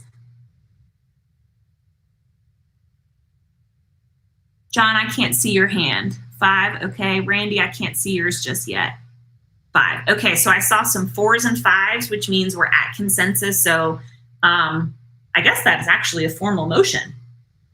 I was just thinking of being a facilitator, but I guess we just made a motion that our priorities going forward are those 4. Cool. Fun, right? Okay. Now we're gonna get into the detail of this because those are all pretty conceptual still. So if you go with me back to our outline and click on number 5, and I'm gonna stop sharing my screen so that folks are able to kind of focus the best they can. And I'm going to summon people here. So this is, before we go into breakouts, this is leading back to what Anna was mentioning with the comp plan and what Kim framed for us, that we already have a lot of community goals and whys. Why do we do the things? Why do we want bike shares? Why do we want better transit? What the comp plan helps us think about is each of these boxes at the top, having a livable built environment, having interwoven equity, pursuing healthy community, harmony with the natural environment, resilient economy, and responsible regionalism. So what I'd like folks to do, we're just gonna spend a couple minutes here, is connect these 4 priorities that are now on the left side of your screen and add a little box under a section if you wanna write how you think this priority connects to the comp plan. And you can write as many as you want. What I'm gonna also say is it's gonna look real messy real quick, y'all. We're just gonna have to deal with it being messy because I don't have 5 walls and sticky notes. This is the best we could do electronically. So again, the ask is add sticky notes in the row associated with the priority to connect to, I think, having bus stop standards and sidewalks to bus stops connects to a healthy community because, or I think connected bike lanes are connected to interwoven equity because ... Does everyone understand what the ask is? Cool. We'll do this for 5 minutes. You can go off screen if you want. When you're done, come on screen, and if everyone's done earlier, we'll come back.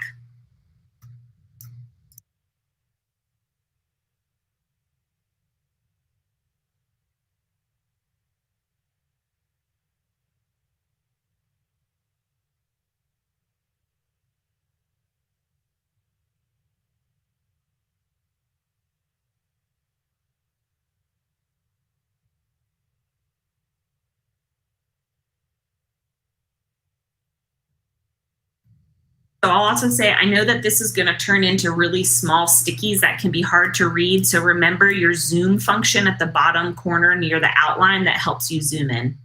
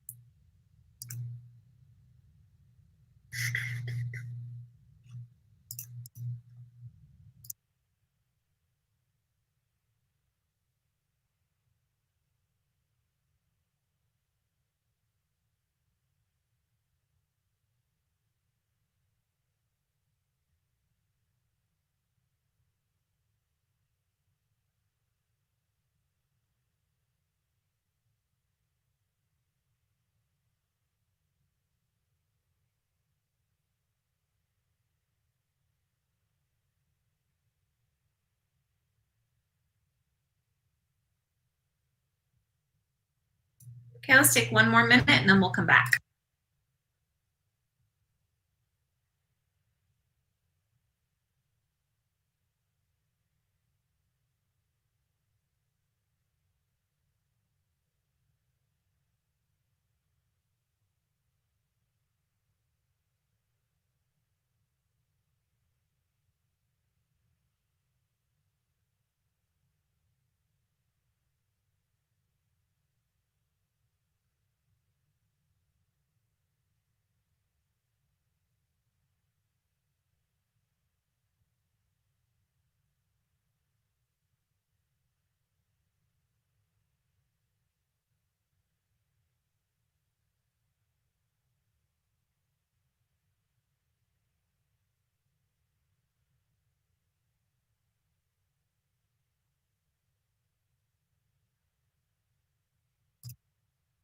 All right, why don't we start getting our screens back on?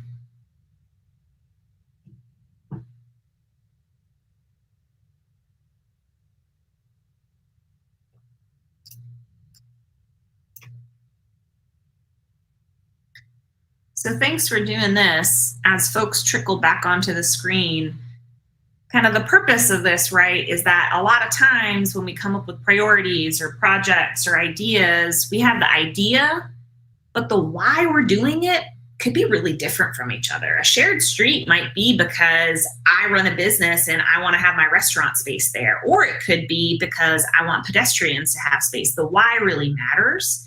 And so this exercise helps us tie to the why fully as a group. Because next we're going to go into breakouts and we're going to be split up. And I want to make sure that before we go into those conversations that roll up our sleeves a little more, the entire commission gets to kind of express what our whys are. So we're going to break up into groups and reflect back on these as you're thinking, wait, what are we doing this for? And we're going to have 2 rounds of breakouts so that the first round we address 2 priorities, the second round we address 2 priorities. And just reflect on these, hold these in your mind as we go forward. After this, I'm imagining that I could do, or someone could with me do some type of synthesis where we take things off sticky notes and put it on a page that helps us. And I think these why statements are going to be useful at that point. Okay, so if everyone can click, oh, I didn't do that yet. Can click on, why don't you all read these while I stall for 30 seconds to finish something to get us set up.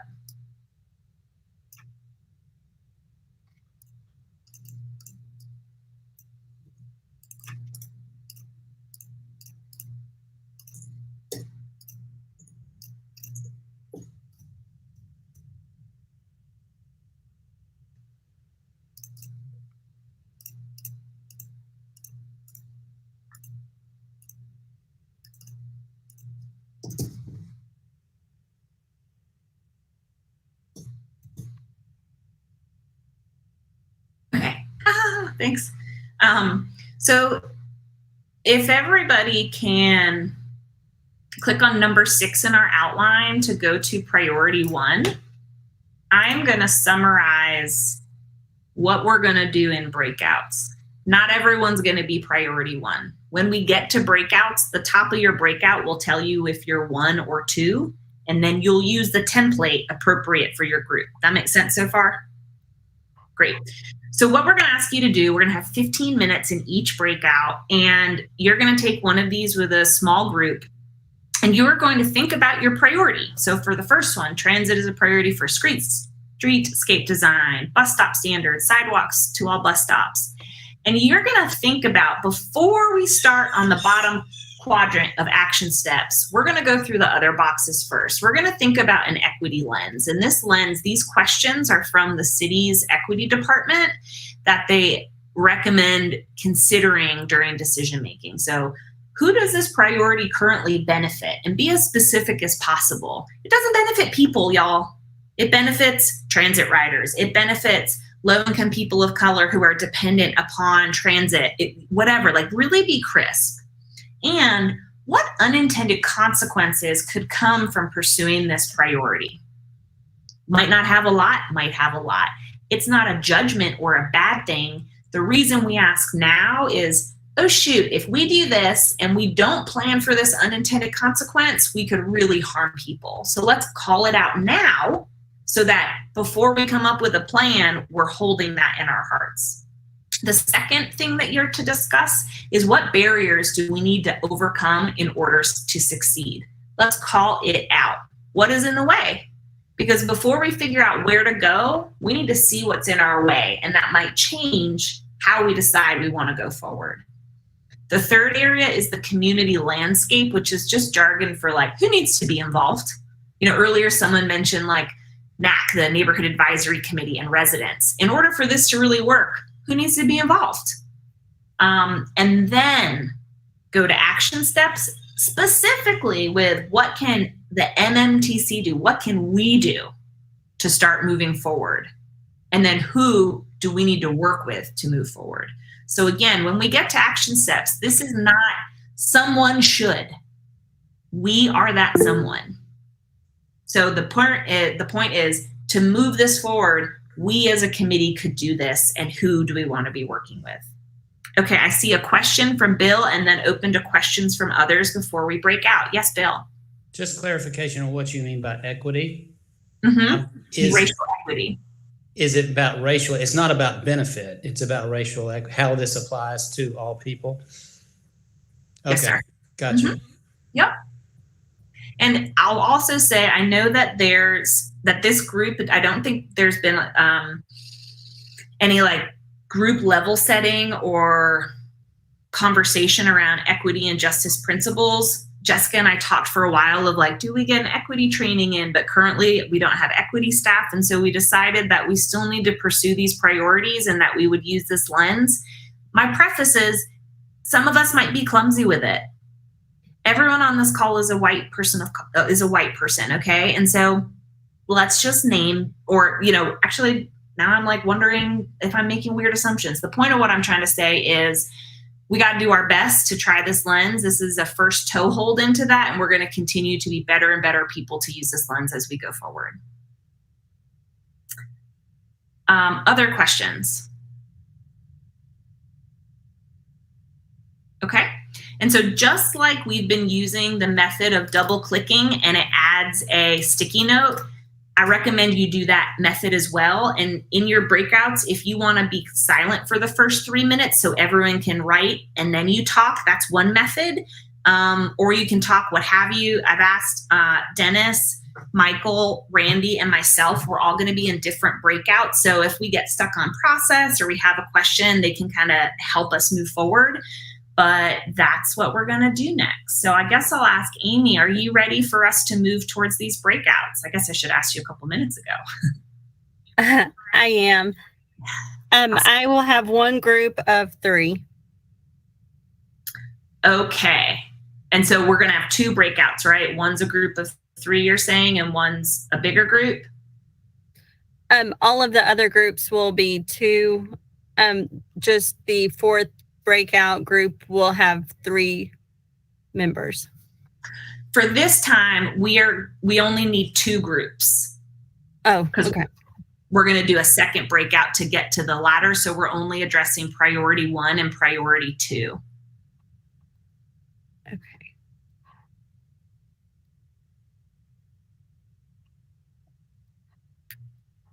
Amy's a rock star. We got in a call on Monday and it was like neither of us had ever used breakouts with this tool before, and we just hammered it out. And I appreciate you really pushing yourself to help us with this. No problem. Okay, so I have 2 breakout groups now. Fantastic. Okay. And I am ready whenever you guys are. Okay, so I'll call the time. We are ending the meeting at 4:12 to go into breakouts. We will return in at 4:20. Am I doing math right? Yeah, at 4:27. Okay, thanks, Amy. Go for it.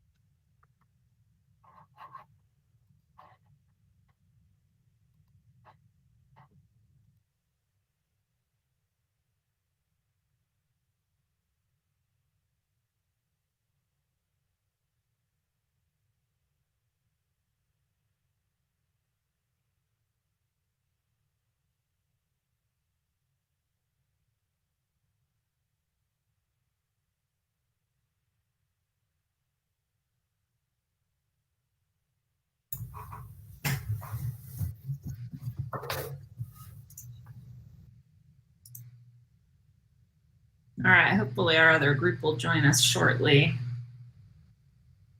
I don't know, Amy, if we can end the breakout and kind of force them to come back. I'll try to do that. Cool. Oh, it looks like they're trickling back. Maggie, everybody's having such a good time talking. You're gonna. Yeah, I'm sorry. I know. It's just not like there's such little time.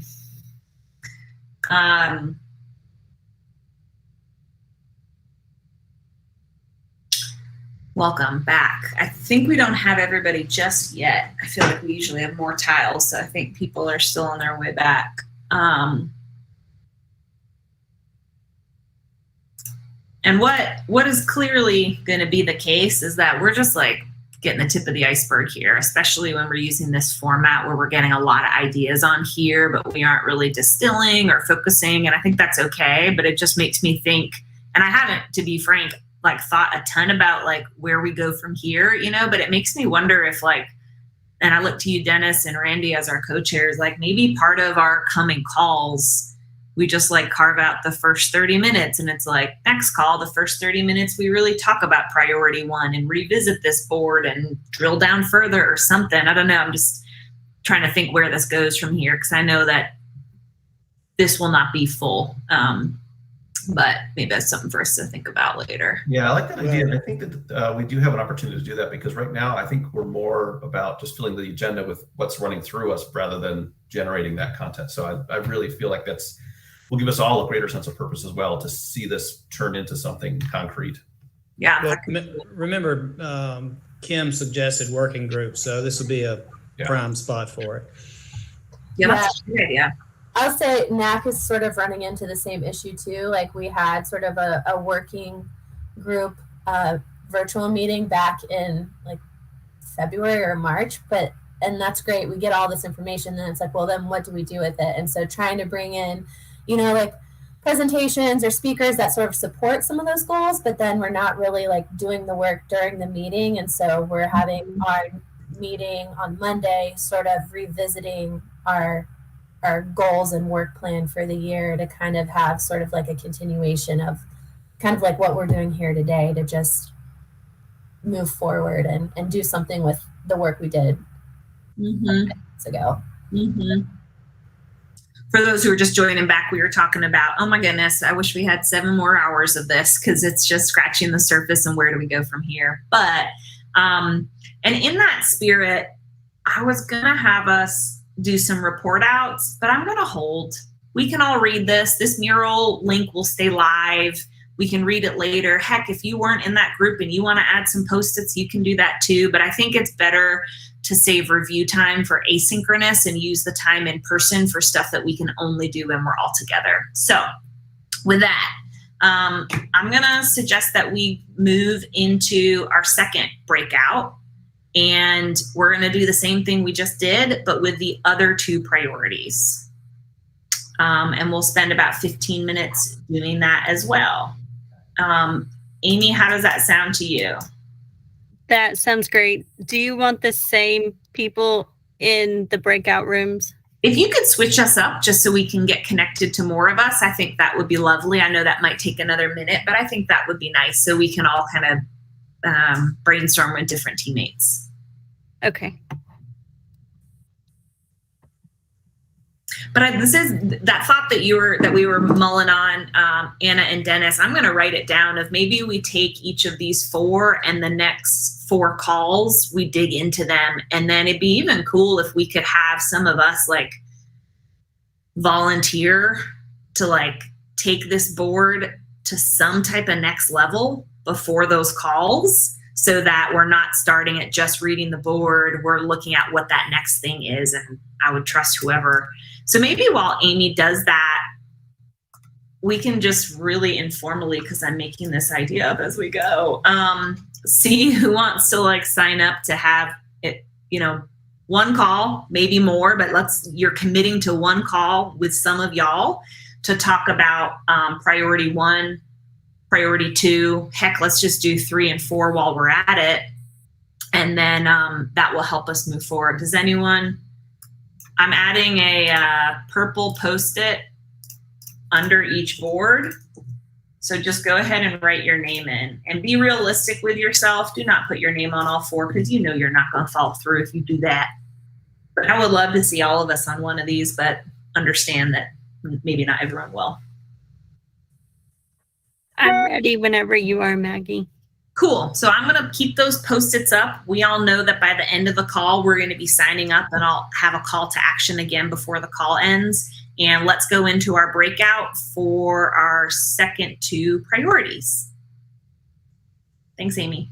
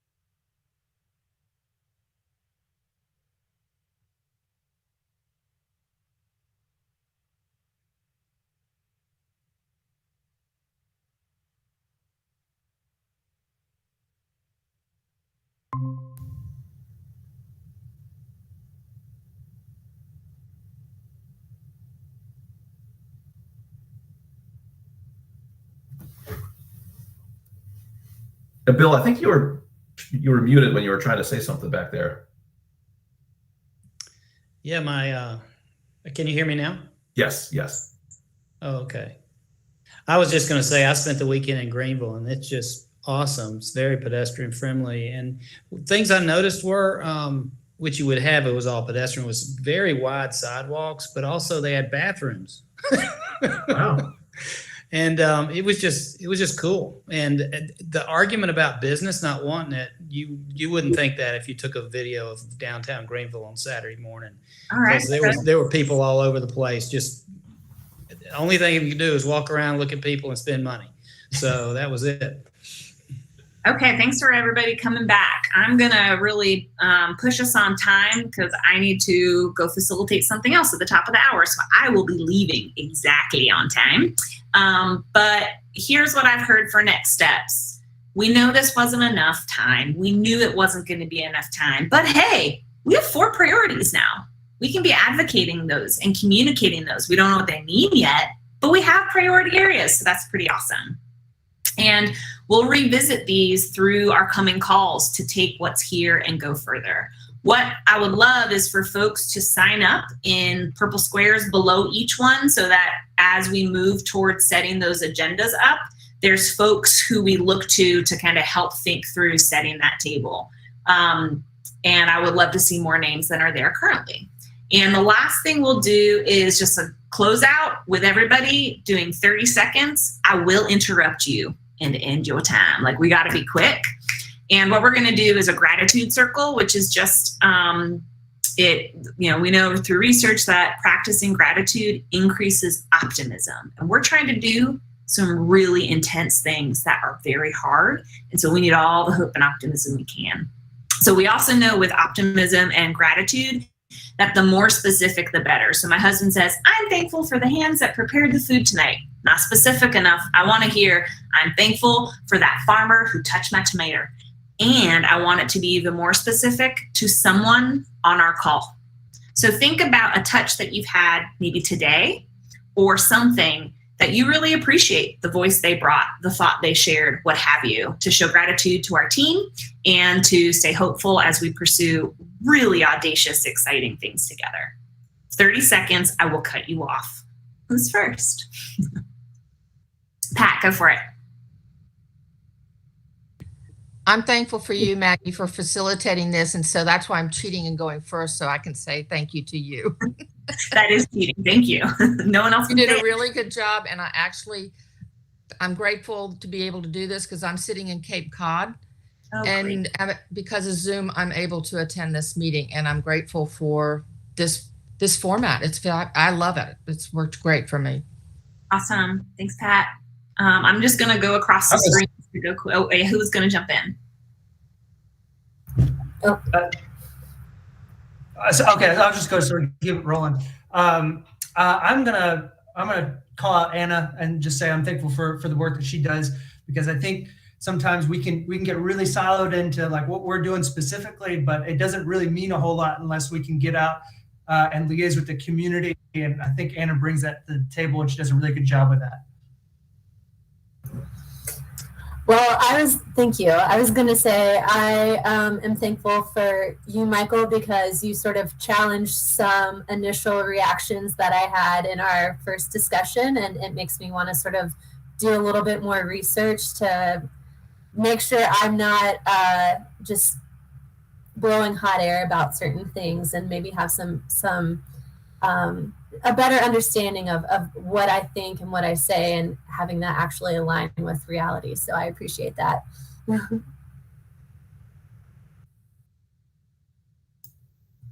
I'll go next. I'm thankful for Randy. I just know that since I've been on the commission, I've noticed that he really keeps us on task, and that he's passionate about moving things forward. And when things, I think it was the 25-mile-an-hour speed limit, we kind of fell off the agenda, and he kept us on track and brought it back on and made sure that we took care of that, and just things like that. That I really appreciate it. Thanks, John. And did you see I mentioned that when Kim was still on the call today too? Like she said, I'm eager. I wrote that down. I'm eager to carry our voice, and then to city council in there too. So I made sure that she was still on the call. I knew she leaves early for the students anyway. So because I'm a maker, couple.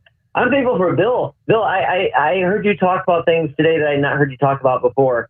And it made me appreciate so much more the experience and the perspective that you have. And I want to hear more of that. So thanks so much for being a part of this process. And I'm excited to have you more a part of the process. Well, thank you. And I'll go next. I got two. First, I want to thank everybody. As I look back at the brainstorming process, there were no contradictory points in this entire meeting. It was all about what ifs and possibilities, the art of the possible.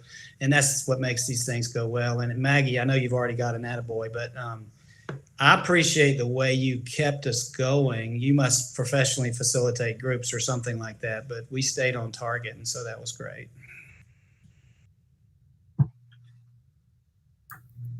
I'll jump in and say I'm really thankful to staff and Amy in particular. We had like a bunch of emails going back and forth with the comms department, and like breakouts were not going to be a thing. And I just knew from doing this that some of the tools we use today were going to make this really gel and work better. And staff could have said no, and it took more time, and they didn't because they believed in like us being the best selves that we can be. And I'm really grateful for that. It's easy to say no when we're overworked, and I'm just appreciative of that. Yeah, I want to echo that too. I was going to say Amy Tesner for just, being the behind the scenes guru, but also Dennis, our chairperson, for, lining all this up and getting the ball rolling and figuring out the best format and everything, and trusting Maggie to do a good job. And I also want to shout out to John Boson for, we had a discussion about equity and sometimes that can get heated or kind of combative, but he was really straightforward and like just kind of explaining his take on it. And I thought it went really well. I'm going to cheat a little bit and say I'm so thankful that we all participated today. It was something that we had been talking about for so long, and I was really trying to push it to be in person because I didn't think that this was going to be possible to get to this level. Every week or every month when we go through these meetings and I hear the conversations, I know that there's more potential here, and I just don't feel like we can get to it because we're always kind of reacting to a list and to other things we have to deal with. So I felt like today I really felt the potential of the group, and I'm so excited about what we're going to be able to do. Awesome. Did we miss anyone? What about the city of Asheville and all the YouTubers out there watching this meeting who made it all the way to the end? Yeah, way to go. Public participants, we love you. Come join the committee, apply. Like we all just volunteer. You can too. Cool. Well, thanks everybody for staying on time and on track. Sign up. I don't know what'll happen with that, but like our co-chairs will help keep track of that. I can continue participating to help make sure that we keep these conversations on the agendas. Thanks everybody. And I'll say at 4:58, we concluded the meeting and everyone gets 2 more minutes back. Perfect. Thanks at all. Take care. Bye, Thanks, everybody. Bye-bye.